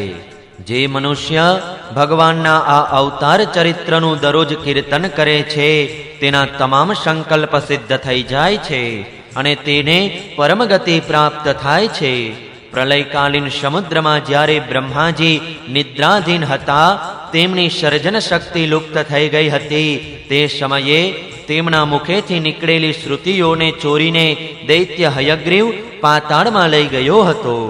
ભગવાને તે હયગ્રીવને હણીને તે શ્રુતિઓ બ્રહ્માજીને પાછી મેળવી આપી. તેમજ રાજા સત્યવ્રત તથા સપ્તર્ષિઓને બ્રહ્મતત્વનો ઉપદેશ આપ્યો. સમસ્ત જગતના પરમ કારણ એવા તે લીલા મત્સ્ય ભગવાનને હું નમસ્કાર કરું છું. 8મા સ્કંદ અંતર્ગત મત્સ્યાવતાર ચરિત અનુવર્ણન નામનો 24મો અધ્યાય સમાપ્ત. 8મો સ્કંદ સમાપ્ત. જય શ્રી કૃષ્ણ. ઓમ નમો ભગવતે વાસુદેવાય. શ્રીમદ ભાગવત મહાપુરાણ 9મો સ્કંદ પહેલો અધ્યાય. વૈવસ્વત મનુના પુત્ર રાજા સુદ્યુમ્ની કથા. રાજા પરીક્ષિતે પૂછ્યું, ભગવાન, આપે બધા મન્વંતરો અને તેમનામાં અનંત શક્તિશાળી ભગવાન દ્વારા કરવામાં આવેલા ઐશ્વર્યપૂર્ણ ચરિત્રોનું વર્ણન કર્યું અને મેં તેમનું શ્રવણ પણ કર્યું. આપે કહ્યું કે પાછલા કલ્પના અંતમાં દ્રવિડ દેશના સ્વામી રાજર્ષિ સત્યવ્રતે ભગવાનની સેવા કરીને જ્ઞાન પ્રાપ્ત કર્યું અને તેઓ જ આ કલ્પમાં વૈવસ્વત મનુ થયા. આપે તેમના ઇક્ષ્વાકુ વગેરે રાજવી પુત્રોનું પણ વર્ણન કર્યું. બ્રહ્મણ, હવે તમે કૃપા કરીને તેમના વંશનું અને વંશમાં થનારા જુદા જુદા ચરિત્રોનું વર્ણન કરો. હે મહાભાગ, અમારા હૃદયમાં હંમેશા કથા સાંભળવાની જિજ્ઞાસા રહ્યા કરે છે. વૈવસ્વત મનુના વંશમાં જે પુરુષો થઈ ગયા, અત્યારે જે વિદ્યમાન હોય અને ભવિષ્યમાં જે થશે, તે બધા પવિત્ર કીર્તિ પુરુષોના પરાક્રમનું વર્ણન કરો. સૂતજી કહે છે, સૌનકાદિ ઋષિઓ બ્રહ્મવાદી ઋષિઓની સભામાં પરીક્ષિત રાજાએ જ્યારે આ પ્રમાણે પ્રશ્ન કર્યો, ત્યારે ધર્મના પરમ મર્મગ્ન ભગવાન શ્રી શુકદેવજીએ કહ્યું. શ્રી શુકદેવજીએ કહ્યું, પરીક્ષિત, તમે મનુવંશનું વર્ણન સંક્ષેપ્તમાં સાંભળો, કારણ કે સેંકડો વર્ષોમાં પણ તેનું વિસ્તારથી વર્ણન કરી શકાય એમ નથી. જે પરમ પુરુષ પરમાત્મા નાના મોટા બધા પ્રાણીઓના આત્મા છે, પ્રલયના સમયે માત્ર તેઓ જ હતા. આ વિશ્વ તથા અન્ય કશુંય ન હતું. મહારાજ, તેમના નાભિ પ્રદેશમાંથી એક સુવર્ણમય કમલનો કોષ પ્રગટ થયો. તે કમલકોષમાં ચતુર્મુખ બ્રહ્માજીનો આવિર્ભાવ થયો. બ્રહ્માજીના માનસ પુત્ર મરીચી અને મરીચીના પુત્ર કશ્યપ થયા. તેમના ધર્મપત્ની દક્ષપુત્રી અદિતિથી વિવસ્વાન એટલે કે સૂર્યનો જન્મ થયો. વિવસ્વાનના સંજ્ઞા નામના પત્નીથી શ્રાદ્ધદેવ મનુનો જન્મ થયો. પરીક્ષિત, પરમ મનસ્વી શ્રાદ્ધદેવ રાજાને ત્યાં તેમના પત્ની શ્રદ્ધાદેવીના ગર્ભથી 10 પુત્રો ઉત્પન્ન થયા. તેમના નામ ઇક્ષ્વાકુ, નૃગ, શર્યાતિ, દિષ્ટ, ધૃષ્ટ, કરુષ, નરિષ્યંત, વૃષદ્ર, નભગ અને કવિ હતા. વૈવસ્વત મનુ પહેલા સંતાનહીન હતા. તે સમયે સર્વસમર્થ ભગવાન વસિષ્ઠજીએ તેમને સંતાન પ્રાપ્તિ કરાવવા માટે મિત્રાવરુણનો યજ્ઞ કરાવ્યો હતો. યજ્ઞના આરંભમાં માત્ર દૂધનો આહાર લેનારા વૈવસ્વત મનુના પત્ની શ્રદ્ધાદેવીએ પોતાના હોતા પાસે જઈને પ્રણામપૂર્વક યાચના કરી કે મને પુત્રી જ પ્રાપ્ત થાય. ત્યારે અધ્વર્યુની પ્રેરણાથી હોતા બનેલા બ્રાહ્મણે શ્રદ્ધાદેવીની ઈચ્છાનુસાર એકાગ્ર ચિત્તે વષટકારનું ઉચ્ચારણ કરીને યજ્ઞકુંડમાં આહુતિ આપી. જ્યારે હોતાએ આ પ્રમાણે વિપરીત કર્મ કર્યું ત્યારે યજ્ઞના ફળ સ્વરૂપે પુત્રને બદલે ઈલા નામની પુત્રીનો જન્મ થયો. તેને જોઈને શ્રાદ્ધદેવ મનુ મહારાજનું મન કંઈક વિશેષ પ્રસન્ન ન થયું. તેમણે પોતાના ગુરુદેવ વસિષ્ઠજીને કહ્યું, ભગવાન, તમે લોકો તો બ્રહ્મવાદી છો. તમારું કર્મ આ પ્રમાણે વિપરીત ફળ આપનારું કઈ રીતે થઈ ગયું? અરે, આ તો મોટા દુઃખની વાત છે. વૈદિક કર્મનું આવું વિપરીત ફળ તો ક્યારેય ન થવું જોઈએ. તમારા લોકોનું મંત્ર જ્ઞાન તો પૂર્ણ છે જ. આ સિવાય તમે લોકો જીતેન્દ્રિય પણ છો તથા તપસ્યાને લીધે નિષ્પાપ થઈ ચૂક્યા છો. દેવતાઓમાં કદી અસત્ય સંભવતું નથી, તો આપણા સંકલ્પનું આ વિપરીત ફળ કઈ રીતે થયું? પરીક્ષિત, અમારા વૃદ્ધ પિતામહ ભગવાન વસિષ્ઠજીએ તેમની આ વાત સાંભળીને જાણી લીધું કે હોતાએ વિપરીત સંકલ્પ કર્યો છે. તેથી તેમણે વૈવસ્વત મનુને કહ્યું, રાજન, તમારા હોતાના વિપરીત સંકલ્પથી આપણો સંકલ્પ બરાબર રીતે પૂરો થયો નથી. તેમ છતાં હું મારા તપના પ્રભાવથી તમને શ્રેષ્ઠ પુત્ર આપીશ. પરીક્ષિત, પરમ યશસ્વી ભગવાન વસિષ્ઠજીએ આવો નિશ્ચય કરીને તે ઈલા નામની પુત્રીને જ પુરુષ બનાવી દેવા માટે પુરુષોત્તમ ભગવાન નારાયણની સ્તુતિ કરી. સર્વશક્તિમાન ભગવાન શ્રી હરિએ સંતુષ્ટ થઈને તેમને ઈચ્છિત વરદાન આપ્યું, જેના પ્રભાવથી તે કન્યા જ સુદ્યુમ્ન નામનો ઉત્તમ પુરુષ બની ગઈ. મહારાજ, એકવાર રાજા સુદ્યુમ્ન સિંધુ દેશના ઘોડા પર સવાર થઈ થોડા મંત્રીઓ સાથે શિકાર કરવા માટે વનમાં ગયા. ત્યાં સુંદર ધનુષ્ય અને પરમ અદ્ભુત બાણો લઈ તે કવચધારી વીર સુદ્યુમ્ન કુમાર હરણોનો પીછો કરતા કરતા ઉત્તર દિશામાં બહુ આગળ નીકળી ગયા. છેવટે તેઓ મેરુ પર્વતની તળેટીના એક વનમાં ચાલ્યા ગયા. તે વનમાં ભગવાન શંકર પાર્વતીજીની સાથે વિહાર કરતા રહે છે. તેમાં પ્રવેશ કરતા જ વીરશ્રેષ્ઠ સુદ્યુમ્ને જોયું કે હું સ્ત્રી થઈ ગયો છું અને ઘોડો પણ ઘોડી થઈ ગયો છે. પરીક્ષિત, સાથે સાથે તેમના બધા અનુચરોએ પણ પોતાને સ્ત્રી રૂપે જોયા. તે બધા એકબીજાનું મોં જોવા લાગ્યા. તેમનું ચિત્ત ઘણું ઉદાસ થઈ ગયું. રાજા પરીક્ષિતે પૂછ્યું, ભગવાન, તે પ્રદેશમાં આવો વિચિત્ર ગુણ કઈ રીતે આવી ગયો? કોને તેણે આવો બનાવી દીધો હતો? તમે કૃપા કરીને મારા આ પ્રશ્નોનો ઉત્તર આપો, કેમ કે મને ઘણું જ કુતૂહલ થઈ રહ્યું છે. શ્રી શુકદેવજીએ કહ્યું, પરીક્ષિત, એક દિવસ ભગવાન શંકરના દર્શન કરવા માટે મોટા મોટા તપસ્વી ઋષિઓ પોતાના તેજથી દિશાઓને અંધકાર રહિત કરતા તે વનમાં ગયા. તે સમયે અંબિકા દેવીનું વસ્ત્ર થોડું ખસી ગયું હતું. ઋષિઓને ઓચિંતા આવેલા જોઈને તેઓ અત્યંત શરમાઈ ગયા અને તુરંત જ ભગવાન શંકરજીના ખોળામાંથી ઉઠીને વસ્ત્રો સરખા કરી લીધા. ઋષિઓએ પણ જોયું કે ભગવાન ગૌરી શંકર અત્યારે વિહાર કરી રહ્યા છે. તેથી તેઓ ત્યાંથી પાછા ફરી ગયા અને ભગવાન નરનારાયણના આશ્રમમાં ગયા. તે જ સમયે ભગવાન શંકરે પોતાની પ્રિયા ભગવતી અંબિકાને પ્રસન્ન કરવા માટે કહ્યું કે મારા સિવાય જે કોઈ પણ પુરુષ આ સ્થાનમાં પ્રવેશ કરશે તે સ્ત્રી બની જશે. હે પરીક્ષિત, ત્યારથી પુરુષો તે સ્થાનમાં પ્રવેશ કરતા નથી. હવે સુદ્યુમ્ન સ્ત્રી બની ગયા હતા. તેથી તેઓ પોતાના સ્ત્રી બની ગયેલા અનુચરોની સાથે એક વનથી બીજા વનમાં વિચરવા લાગ્યા. તે જ સમયે શક્તિશાળી બુધે જોયું કે મારા આશ્રમની પાસે જ ઘણી બધી સ્ત્રીઓથી વીંટાયેલી એક સુંદર સ્ત્રી જઈ રહી છે. તેમણે તે સ્ત્રીને પ્રાપ્ત કરવાની ઈચ્છા કરી.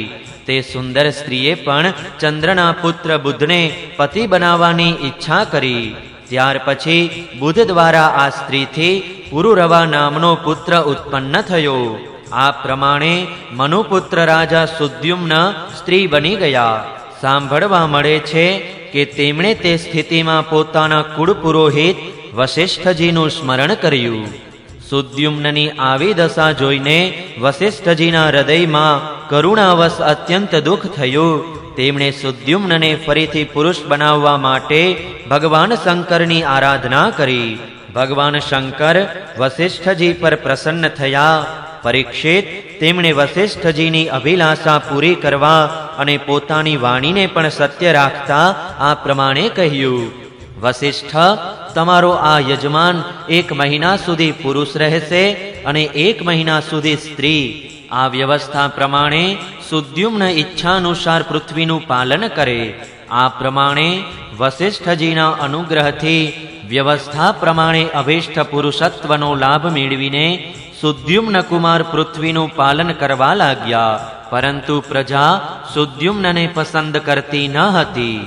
તેમને ત્યાં 3 પુત્રો થયા: ઉત્કલ, ગય અને વિમલ. પરીક્ષિત, તેઓ બધા દક્ષિણ દેશના રાજા બન્યા. પછી કેટલોક કાળ વીતતા વૃદ્ધાવસ્થા આવવાથી પ્રતિષ્ઠાનપુરના અધિપતિ સુદ્યુમ્નજીએ પોતાના પુત્ર પરુરવારને રાજ્ય સોંપી સ્વયં તપ કરવા માટે વન તરફ પ્રયાણ કર્યું. 9મા સ્કંધ અંતર્ગત ઈલા ઉપાખ્યાનમાંનો 1લો અધ્યાય સમાપ્ત. જય શ્રી કૃષ્ણ. ઓમ નમો ભગવતે વાસુદેવાય. બીજો અધ્યાય મનુના વૃષગ્ર વગેરે 5 પુત્રોનો વંશ. શ્રી સુખદેવજી કહે છે: હે પરીક્ષિત, આ પ્રમાણે જ્યારે સુદ્યુમ્ન તપ કરવા માટે વનમાં ચાલ્યા ગયા ત્યારે વૈવસ્વત મનુએ પુત્રીની કામનાથી યમુના કિનારે 100 વર્ષ સુધી તપ કર્યું. ત્યાર પછી તેમણે સંતાન માટે સર્વશક્તિમાન ભગવાન શ્રી હરિની આરાધના કરી અને પોતાના જેવા જ 10 પુત્રો પ્રાપ્ત કર્યા, જેમાં સૌથી મોટા ઇક્ષ્વાકુ હતા. તે મનુપુત્રોમાંથી એકનું નામ હતું વૃષગ્ર. ગુરુ વસિષ્ઠજીએ તેમને ગાયોની રક્ષા માટે નિયુક્ત કર્યા હતા. તેથી તેઓ રાત્રિના સમયે બહુ જ સાવધાનીથી વીરાસનમાં બેસી રહેતા અને ગાયોની રક્ષા કરતા હતા. એક દિવસે રાતના વરસાદ વરસી રહ્યો હતો. તે વખતે ગાયોના ટોળામાં એક વાઘ ઘૂસી આવ્યો. તેનાથી સૂઈ ગયેલી ગાયો ગભરાઈને ઊભી થઈ ગઈ. તે બધી ગાયો ગૌશાળામાં જ આમ તેમ દોડવા લાગી. બળવાન વાઘે એક ગાયને પકડી લીધી. તે ખૂબ જ ભયભીત થઈને બરાડા પાડવા લાગી. તે ગાયનું બરાડવું સાંભળીને વૃષગ્ર ગાય પાસે દોડી આવ્યા. એક તો ઘોર રાત્રિનો સમય અને બીજી બાજુ ઘનઘોર વાદળો હોવાથી તારા પણ દેખાતા ન હતા. તેમણે હાથમાં તલવાર ઉઠાવીને અજાણતા જ ખૂબ જ જોરથી તલવાર વડે ગાયનું માથું કાપી નાખ્યું. તેઓ એવું સમજ્યા કે આ વાઘ છે. તલવારની ધારથી વાઘનો પણ કાન કપાઈ ગયો. તે અત્યંત ભયભીત થઈને રસ્તામાં લોહી દદડાવતો ભાગી ગયો. શત્રુનો નાશ કરનાર વૃષગ્ર એવું સમજ્યા કે વાઘ મરી ગયો. પરંતુ રાત વીતી ગયા પછી તેમણે જોયું કે મેં તો ગાયને જ મારી નાખી છે. તેથી તેમને ખૂબ દુઃખ થયું. જો કે વૃષગ્રે જાણી જોઈને અપરાધ કર્યો ન હતો. તેમ છતાં કુલ પુરોહિત વસિષ્ઠજીએ તેમને શાપ આપ્યો કે તું આ કર્મથી ક્ષત્રિયત્વ છોડીને શુદ્ર થઈ જા. વૃષગ્રે પોતાના ગુરુદેવનો આ શાપ હાથ જોડીને સ્વીકારી લીધો અને પછી હંમેશને માટે મુનિઓને પ્રિય એવા નૈષ્ઠિક બ્રહ્મચારી વ્રતને અપનાવ્યું. તેઓ સમસ્ત પ્રાણીઓના અહેતુ હિતૈષી તેમજ સર્વના પ્રત્યે સમભાવથી યુક્ત થઈને ભક્તિ દ્વારા પરમ વિશુદ્ધ સર્વાત્મા ભગવાન વાસુદેવના અનન્ય પ્રેમી બની ગયા. તેમની તમામ આસક્તિઓ નષ્ટ થઈ ગઈ. વૃત્તિઓ શાંત થઈ ગઈ. ઇન્દ્રિયો વશમાં થઈ ગઈ. તેઓ કોઈ પ્રકારનો સંગ્રહ પરિગ્રહ કરતા ન હતા. જે કાંઈ દેવવશ પ્રાપ્ત થતું જતું તેનાથી પોતાનો જીવન નિર્વાહ કરી લેતા હતા.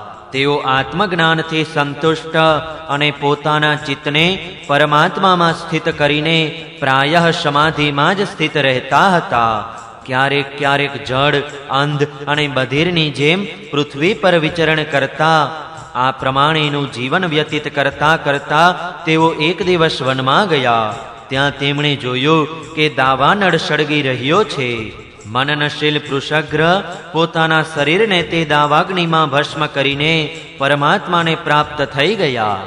મનુના સૌથી નાના પુત્રનું નામ હતું કવિ. તે પણ વિષયોથી અત્યંત નિસ્પૃહ હતો. તે રાજ્યનો ત્યાગ કરીને પોતાના બંધુઓ સાથે વનમાં ચાલ્યો ગયો અને પોતાના હૃદયમાં સ્વયં પ્રકાશ પરમાત્માને વિરાજમાન કરી કિશોર અવસ્થામાં જ પરમપદને પ્રાપ્ત થઈ ગયો.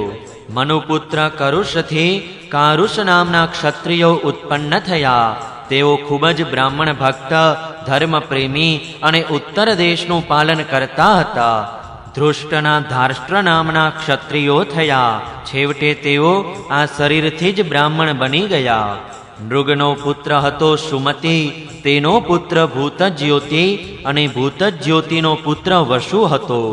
વસુનો પુત્ર પ્રતીક અને પ્રતીકનો પુત્ર અઘોવાન હતો. અઘોવાનના પુત્રનું નામ પણ અઘોવાન જ હતું. તેને એક અઘોવતી નામની પુત્રી પણ હતી, જેનો વિવાહ સુદર્શન સાથે થયો.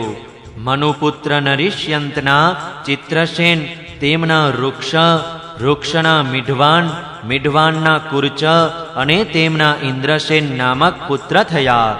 ઇન્દ્રસેનના વિતિહોત્ર, તેમના સત્યશ્રવા, સત્યશ્રવાના ઉરુશ્રવા અને તેમના દેવદત્ત નામના પુત્ર થયા. દેવદત્તના અગ્નિવેશ્ય નામના પુત્ર થયા, જે સ્વયં અગ્નિદેવ જ હતા. આગળ જતા તેઓ જ કાનિન અને મહર્ષિ જાતુકર્ણ્યના નામે પ્રસિદ્ધ થયા. પરીક્ષિત, બ્રાહ્મણોનું આજ્ઞિવેશ્યાયન ગોત્ર તેમનાથી ઉદ્ભવ્યું છે. આ પ્રમાણે નરેશ્યંતના વંશનું વર્ણન મેં કર્યું. હવે દિષ્ટિનો વંશ કહું છું, તે સાંભળો. દિષ્ટના પુત્રનું નામ હતું નાભાગ. આ તે નાભાગથી જુદો છે, જેમનું હું આગળ વર્ણન કરીશ. તે પોતાના કર્મને લીધે વૈશ્ય થઈ ગયો.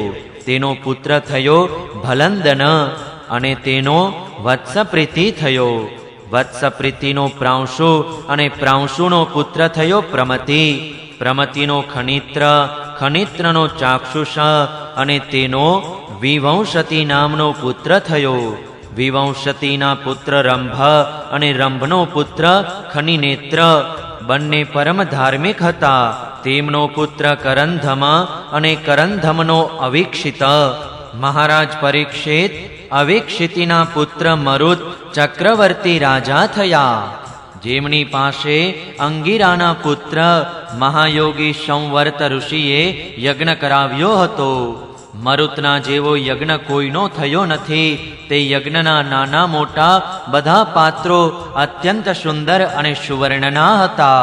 તે યજ્ઞમાં ઇન્દ્ર સોમપાન કરીને મદમસ્ત થઈ ગયા હતા અને દક્ષિણાથી બ્રાહ્મણો તૃપ્ત થઈ ગયા હતા.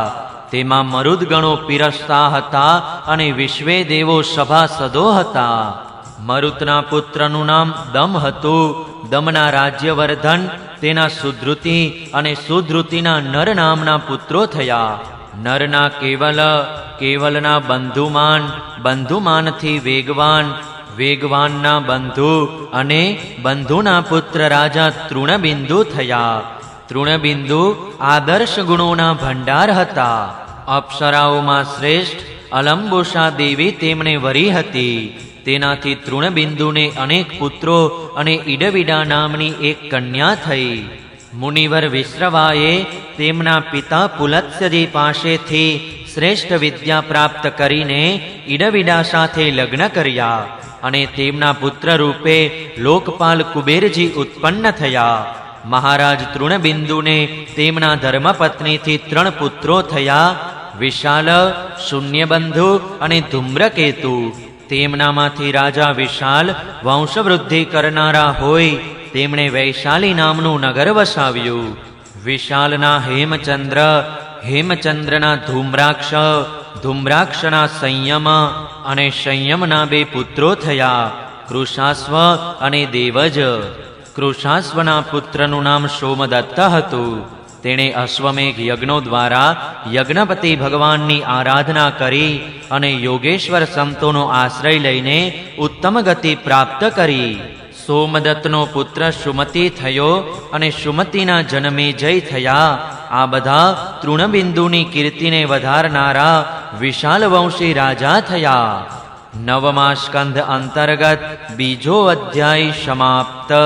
જય શ્રી કૃષ્ણ. ઓમ નમો ભગવતે વાસુદેવાય. ત્રીજો અધ્યાય. મહર્ષિ ચ્યવન અને સુકન્યાનું ચરિત્ર. રાજા સર્યાતિનો વંશ. શ્રી સુકદેવજી કહે છે, પરીક્ષિત, મનુપુત્ર રાજા સર્યાતિ વેદોના નિષ્ઠાવાન વિદ્વાન હતા. તેમણે અંગિરા ગોત્રના ઋષિઓના યજ્ઞમાં બીજા દિવસનું કર્મ કઈ રીતે કરવું તે બતાવ્યું હતું. તેમની એક કમલનયના કન્યા હતી. તેનું નામ હતું સુકન્યા.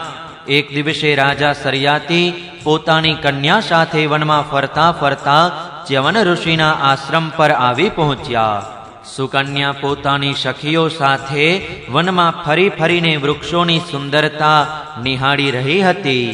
તેણે એક જગ્યાએ રાફડાના છિદ્રોમાં આજ્ઞાની માફક ચમકતી 2 તેજવીજ જ્યોતિઓ જોઈ.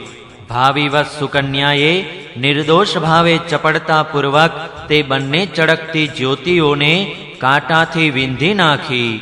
આમ કરવાથી તેમાંથી ઘણું લોહી વહી નીકળ્યું. તે જ સમયે રાજા સર્યાતિના સૈનિકોના મળમૂત્ર બંધ થઈ ગયા. રાજા સર્યાતિને આ જોઈને ઘણું આશ્ચર્ય થયું. તેમણે પોતાના સૈનિકોને કહ્યું, અરે, તમે લોકોએ ક્યાંક મહર્ષિ ચ્યવનજીના પ્રતિ કોઈ અનુચિત વ્યવહાર તો કર્યો નથી ને? મને તો સ્પષ્ટ એવું જણાય છે કે આપણામાંથી કોઈને કોઈએ તેમના આશ્રમમાં કશોક અનર્થ કર્યો છે. ત્યારે સુકન્યાએ પોતાના પિતાને બીતા બીતા કહ્યું કે પિતાજી, મેં થોડો અપરાધ જરૂર કર્યો છે. મેં અજાણતા 2 જ્યોતિઓને કાંટાથી વીંધી નાખી છે. પોતાની કન્યાની આ વાત સાંભળીને સર્યાતિ ગભરાઈ ગયા. તેમણે ધીરે ધીરે સ્તુતિ કરીને રાફડામાં છુપાયેલા ચ્યવન મુનિને પ્રસન્ન કર્યા. ત્યાર પછી ચ્યવન મુનિની ઈચ્છા જાણીને તેમણે પોતાની કન્યા તેમને સમર્પિત કરી દીધી અને આ સંકટથી છૂટીને ખૂબ જ સાવધાનીપૂર્વક તેમની અનુમતિ લઈને તેઓ પોતાની રાજધાનીમાં ચાલ્યા આવ્યા. અહીં સુકન્યા પરમ ક્રોધી ચ્યવન મુનિને પોતાના પતિ રૂપે પ્રાપ્ત કરીને ખૂબ જ સાવધાનીપૂર્વક તેમની સેવા કરીને તેમને પ્રસન્ન કરવા લાગી. તે મુનિની મનોવૃત્તિને પારખીને તે પ્રમાણે જ વર્તાવ કરતી હતી.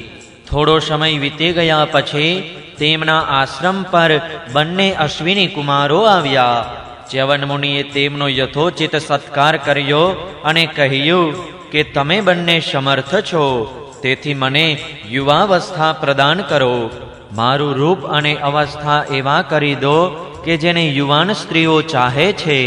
મને ખબર છે કે તમે લોકો સોમપાનના અધિકારી નથી, તેમ છતાં હું તમને યજ્ઞમાં સોમરસનો ભાગ આપીશ. વૈદ્ય શિરોમણી અશ્વિની કુમારોએ મહર્ષિ ચ્યવનને અભિનંદન આપતા કહ્યું, ભલે, જેવી આજ્ઞા. અને ત્યાર પછી મુનિને કહ્યું કે આ સિદ્ધો દ્વારા બનાવેલો કુંડ છે, તમે તેમાં સ્નાન કરો. ચ્યવન મુનિના શરીરને વૃદ્ધાવસ્થાએ ઘેરી લીધું હતું. શરીરની બધી નસો દેખાતી હતી. શરીર પરની કલચડીઓથી તેમજ વાળ શ્વેત થઈ જવાથી તેઓ જોવામાં બહુ જ કુરૂપ લાગતા હતા. અશ્વિની કુમારોએ તેમને સાથે લઈને કુંડમાં પ્રવેશ કર્યો. તે જ સમયે કુંડમાંથી 3 પુરુષ બહાર નીકળ્યા. તે 3 કમળની માળા, કુંડળ અને સુંદર વસ્ત્રો પહેરેલા એક સરખા દેખાતા હતા. તેઓ ખૂબ સુંદર અને સ્ત્રીઓને પ્રિય લાગે તેવા હતા. પરમ સાધ્વી સુકન્યાએ જ્યારે જોયું કે આ 3 એક સરખી આકૃતિના તથા સૂર્ય જેવા તેજસ્વી છે, ત્યારે પોતાના પતિને ન ઓળખતા તેણે અશ્વિની કુમારોનું શરણું લીધું. તેના પાતિવ્રત્યથી અશ્વિની કુમારો બહુ પ્રસન્ન થયા. તેમણે સુકન્યાને તેના પતિ બનાવી દીધા અને પછી ચ્યવન મુનિની આજ્ઞા લઈને વિમાન દ્વારા તેઓ સ્વર્ગલોકમાં ચાલ્યા ગયા. થોડા સમય પછી યજ્ઞ કરવાની ઈચ્છાથી રાજા સરિયાતી ચ્યવન મુનિના આશ્રમ પર આવ્યા. ત્યાં તેમણે જોયું કે તેમની પુત્રી સુકન્યાની પાસે એક સૂર્ય જેવો તેજસ્વી પુરુષ બેઠેલો છે. સુકન્યાએ તેમના ચરણોમાં પ્રણામ કર્યા. સરિયાતીએ તેને આશીર્વાદ ન આપ્યા અને કંઈક નારાજી વ્યક્ત કરતા બોલ્યા, અરે દુષ્ટ બુદ્ધિવાળી, આ તે શું કર્યું? શું તે સર્વના વંદનીય ચ્યવન ઋષિ સાથે ધોખો કર્યો? અવશ્ય તે તેમના વૃદ્ધ અને તારા કામના ન સમજીને છોડી દીધા અને હવે તું આ રસ્તે જતા ઝાર પુરુષની સેવા કરી રહી છે. તારો જન્મ ખૂબ ઊંચા કુળમાં થયો છે. આવી વિપરીત બુદ્ધિ તને કઈ રીતે પ્રાપ્ત થઈ? તારો આ વ્યવહાર તો કુળને કલંકિત કરનારો છે. અરે રામ રામ, તું નિર્લજ થઈને ઝાર પુરુષની સેવા કરી રહી છે અને આ પ્રમાણે પોતાના પિતા અને પતિ બંનેના વંશને ઘોર નરકમાં લઈ જઈ રહી છે. રાજા સરિયાતીના આ પ્રમાણે કહેવાથી પવિત્ર હાસ્યવાળી સુકન્યાએ પ્રસન્ન વદને કહ્યું, પિતાજી, આ આપના જમાઈ સ્વયં ભૃગુનંદન મહર્ષિ ચ્યવન જ છે. ત્યાર પછી તેણે પોતાના પિતાને મહર્ષિ ચ્યવનને યૌવન અને સૌંદર્યની પ્રાપ્તિની બધી હકીકત કહી સંભળાવી. આ બધું સાંભળીને રાજા સરિયાતી અત્યંત વિસ્મિત થઈ ગયા. તેમણે ખૂબ જ પ્રેમથી પોતાની પુત્રીને ગળે લગાડી લીધી. મહર્ષિ ચ્યવને વીર સરિયાતી પાસે સોમયજ્ઞનું અનુષ્ઠાન કરાવ્યું અને સોમપાનના અધિકારી ન હોવા છતાં પણ પોતાના પ્રભાવથી અશ્વિની કુમારોને સોમપાન કરાવ્યું. ઇન્દ્ર ખૂબ જલ્દી ક્રોધાવેશમાં આવી જાય છે, તેથી તેઓ આ સહી ન શક્યા. તેમણે ચીડાઈને સરિયાતીને મારવા માટે વજ્ર ઉઠાવ્યું. મહર્ષિ ચ્યવને વજ્ર સાથે ઇન્દ્રના હાથને ત્યાં જ થંભાવી દીધો. ત્યારે બધા દેવતાઓએ અશ્વિની કુમારોને સોમરસના ભાગ આપવાનું સ્વીકારી લીધું. તે લોકોએ વૈદ્ય હોવાના કારણે પહેલા અશ્વિની કુમારોનો સોમપાનમાંથી બહિષ્કાર કરી દીધો હતો. પરીક્ષિત સરિયાતીના 3 પુત્રો હતા, ઉત્તાનબર્હિ, આનર્ત અને ભૂરિશેણ. આનર્તના રેવત થયા. મહારાજ, રેવતે સમુદ્રમાં કુશસ્થળી નામનું એક નગર વસાવ્યું હતું. તેમાં રહીને તેઓ આનર્ત વગેરે દેશોનું રાજ્ય કરતા હતા. તેમના શ્રેષ્ઠ એવા 100 પુત્રો હતા. તેમાં સૌથી મોટા પુત્ર હતા કકુદમી. કકુદમી પોતાની કન્યા રેવતીને લઈને તેના માટે વર પૂછવા માટે બ્રહ્માજીની પાસે ગયા. તે વખતે બ્રહ્મલોકનો રસ્તો આવા લોકો માટે ખુલ્લો હતો. બ્રહ્મલોકમાં ગંધર્વોનું સંગીત ચાલી રહ્યું હતું, તેથી વાતચીત માટે સમય ન મળવાથી થોડી ક્ષણો ત્યાં જ ઊભા રહ્યા. ઉત્સવ પૂરો થતા બ્રહ્માજીને નમસ્કાર કરીને તેમણે પોતાની ઈચ્છા જણાવી. તેમની વાત સાંભળીને બ્રહ્માજીએ મલકાતા મલકાતા કહ્યું, મહારાજ, તમે તમારા મનમાં જે લોકો વિશે વિચારી રાખ્યું હતું તે બધા તો અત્યારે કાલના મુખમાં ચાલ્યા ગયા છે. હવે તેમના પુત્રો, પૌત્રો અથવા પ્રપૌત્રોની તો શી વાત કરવી? તેમના તે ગૌત્રોના નામ પણ સાંભળવા મળતા નથી. આની વચ્ચેના ગાળામાં 27 ચતુર્યુગનો સમય વીતી ચૂક્યો છે. તેથી તમે પાછા જાઓ. અત્યારે ભગવાન નારાયણના અંશાવતાર મહાબલી બલદેવજી પૃથ્વી પર વિદ્યમાન છે. રાજન, તે નરરત્નને આ કન્યા રત્ન તમે સમર્પિત કરી દો. જેમના નામ, લીલા વગેરેનું શ્રવણ કીર્તન બહુ જ પવિત્ર છે. તે જ પ્રાણી માત્રનું રક્ષણ કરનારા ભગવાન પૃથ્વીનો ભાર ઉતારવા માટે પોતાના અંશ સ્વરૂપ બલદેવજી સાથે પૃથ્વી પર અવતર્યા છે. રાજા કકુદમીએ બ્રહ્માજીનો આદેશ પ્રાપ્ત કરીને તેમના ચરણોમાં વંદન કર્યા અને પોતાના નગરમાં પાછા ફર્યા. તેમના વંશજોએ યક્ષોના ભયથી તે નગર છોડી દીધું હતું અને આમ તેમ જુદી જુદી દિશાઓમાં રહેતા હતા. રાજા કકુદમીએ પોતાની સર્વાંગ સુંદર પુત્રીને પરમ બલશાળી બલરામજી સાથે પરણાવી દીધી અને પોતે તપસ્યા કરવા માટે ભગવાન નરનારાયણના આશ્રમ બદરિકાશ્રમ તરફ ચાલી નીકળ્યા. નવમા સ્કંદ અંતર્ગત ત્રીજો અધ્યાય સમાપ્ત. જય શ્રી કૃષ્ણ. ઓમ નમો ભગવતે વાસુદેવાય.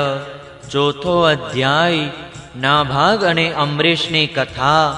શ્રી સુખદેવજીએ કહ્યું, પરીક્ષિત, મનુપુત્ર ભગનો પુત્ર હતો નાભાગ.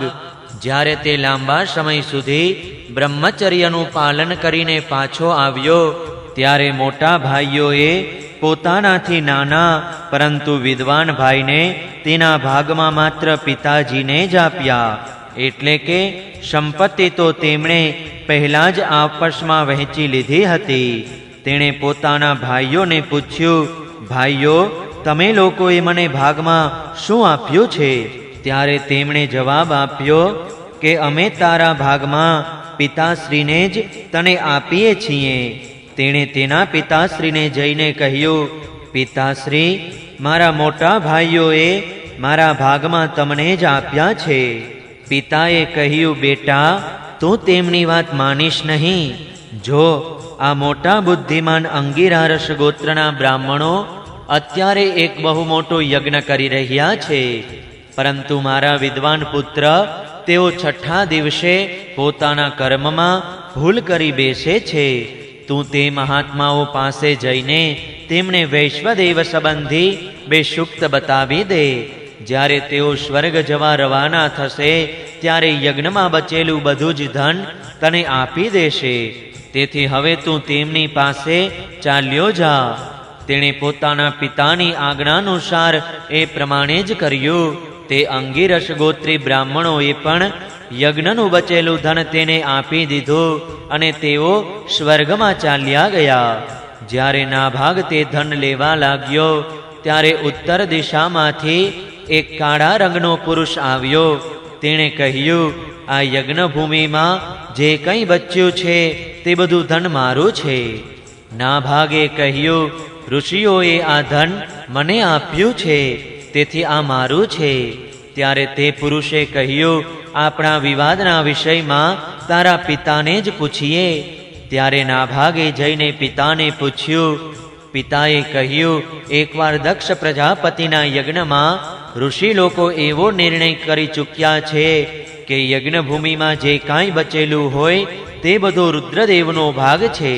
તેથી તે ધન તો મહાદેવજીને જ મળવું જોઈએ. નાભાગે જઈને તે કાળા રંગના પુરુષ રુદ્ર ભગવાનને પ્રણામ કર્યા અને કહ્યું કે પ્રભુ, યજ્ઞભૂમિની તમામ વસ્તુઓ આપની છે. મારા પિતાજીએ આમ જ કહ્યું છે. ભગવાન, મારાથી અપરાધ થયો છે. હું મસ્તક નમાવી આપની ક્ષમા માગું છું. ત્યારે ભગવાન રુદ્રે કહ્યું, તારા પિતાએ ધર્મને અનુકૂળ નિર્ણય આપ્યો છે અને તે પણ આવીને મને સત્ય જ કહ્યું છે. તું વેદોનો અર્થ તો પહેલાથી જ જાણે છે. હવે હું તને સનાતન બ્રહ્મ તત્વનું જ્ઞાન આપું છું. અહીં યજ્ઞમાં બચેલો મારો જે અંશ છે તે આ ધન પણ હું તને જ આપી રહ્યો છું. તું આનો સ્વીકાર કર. આટલું કહીને સત્યપ્રેમી ભગવાન રુદ્ર અંતર્ધાન થઈ ગયા.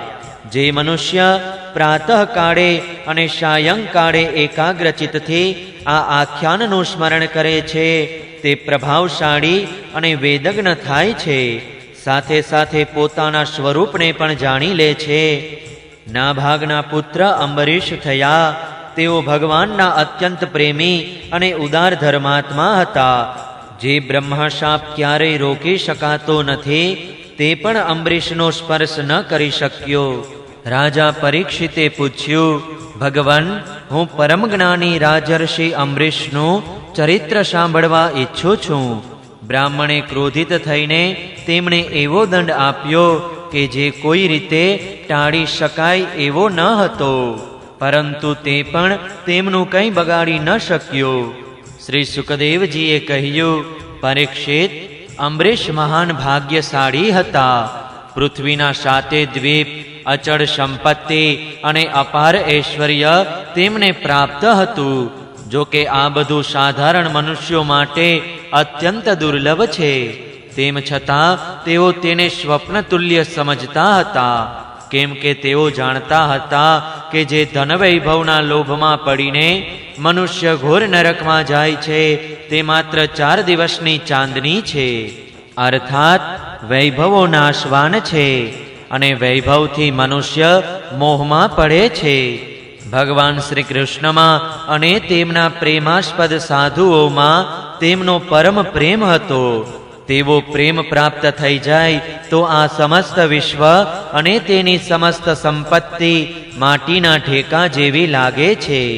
તેમણે પોતાના મનને શ્રી કૃષ્ણચંદ્રના ચરણ કમળોની સેવામાં, વાણીને ભગવાનના ગુણોના વર્ણનમાં, હાથને શ્રી હરિનું મંદિર સાફ શુફ રાખવામાં, કાનને અચ્યુત ભગવાનની ઉત્તમ કથાઓ સાંભળવામાં પરોવ્યા હતા.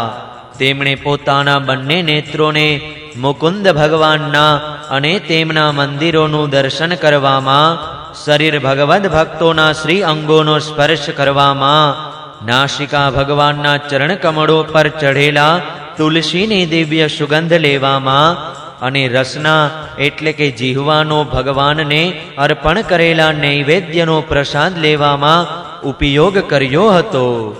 અંબરીશના ચરણ ભગવાનના તીર્થક્ષેત્રો વગેરેની પદયાત્રા કરતા હતા અને મસ્તકથી ભગવાનના ચરણ કમળોની વંદના કર્યા કરતા હતા. રાજા અંબરીશે પવિત્ર કીર્તિ ભગવાનના નિજજનોને પ્રાપ્ત થતો ભગવત પ્રેમ પ્રાપ્ત થાય તે માટે માળા, ચંદન વગેરે ભોગ સામગ્રી ભગવાનની સેવામાં સમર્પિત કરી દીધી હતી. આ પ્રમાણે તેમણે પોતાના બધા કર્મો યજ્ઞ પુરુષ ઇન્દ્રિયાતીત ભગવાનને કે જેઓ સર્વાત્મા અને સર્વ સ્વરૂપ છે એવું સમજીને સમર્પિત કરી દીધા હતા. અને ભગવદ ભક્ત બ્રાહ્મણોની આજ્ઞા અનુસાર તેઓ આ પૃથ્વીનું શાસન કરતા હતા. તેમણે ધન્વ નામના નિર્જળ પ્રદેશમાં સરસ્વતી નદીના પ્રવાહ સામે વસિષ્ઠ, અશિત, ગૌતમ વગેરે જુદા જુદા આચાર્યો દ્વારા મહાન ઐશ્વર્યને કારણે સર્વાંગ પરિપૂર્ણ તથા મોટી મોટી દક્ષિણાવાળા અનેક અશ્વમેઘ યજ્ઞો કરીને યજ્ઞાધિપતિ ભગવાનની આરાધના કરી હતી. તેમના યજ્ઞોમાં દેવતાઓની સાથે જ્યારે જ્યારે સભાસદો અને ઋત્વિજો બેસી જતા હતા ત્યારે તેમના નેત્રોની પલકો પડતી ન હતી અને તેઓ પોતાના સુંદર વસ્ત્રો અને એવા જ રૂપને કારણે દેવતાઓ જેવા જ દેખાતા હતા. તેમના પ્રજાજનો મહાત્માઓ દ્વારા ગવાયેલા ભગવાનના ઉત્તમ ચરિત્રોનું ક્યારેક ખૂબ પ્રેમથી શ્રવણ કરતા અને ક્યારેક તેનું ગાન કરતા. આ પ્રમાણે તેમના રાજ્યના મનુષ્યો દેવતાઓના અત્યંત પ્રિય એવા સ્વર્ગની પણ ઈચ્છા કરતા ન હતા. તેઓ પોતાના હૃદયમાં અનંત પ્રેમનું દાન કરવાવાળા શ્રી હરિનું નિત્ય નિરંતર દર્શન કરતા રહેતા હતા. તેથી જે મોટા મોટા સિદ્ધોને પણ દુર્લભ એવી ભોગ સામગ્રી પણ તે લોકોને હર્ષિત કરી શકતી ન હતી. તે વસ્તુઓ તેમના આત્માનંદની સામે અત્યંત તુચ્છ અને તિરસ્કૃત હતી. રાજા અંબરીશ આ પ્રમાણે તપસ્યાથી યુક્ત ભક્તિયોગ અને પ્રજાપાલન રૂપી સ્વધર્મ દ્વારા ભગવાનને પ્રસન્ન કરવા લાગ્યા અને ધીરે ધીરે તેમણે બધા પ્રકારની આસક્તિઓનો ત્યાગ કરી દીધો. ઘર, પત્ની, પુત્ર, ભાઈ બંધુ, મોટા મોટા હાથી, રથ, ઘોડા અને પાયદળ, અક્ષય રત્નો, આભૂષણો અને આયુધો વગેરે તમામ વસ્તુઓ તથા અખૂટ રાજ્યકોષના સંબંધમાં તેમનો એવો દ્રઢ નિશ્ચય હતો કે તે બધા જ અસત્ય છે. તેમની અનન્ય પ્રેમમય ભક્તિથી પ્રસન્ન થઈને ભગવાને તેમના રક્ષણની જવાબદારી સુદર્શન ચક્રને સોંપી હતી, જે વિરોધીઓને ભયભીત કરનારું અને ભગવદ્ ભક્તોની રક્ષા કરવા વાળું છે.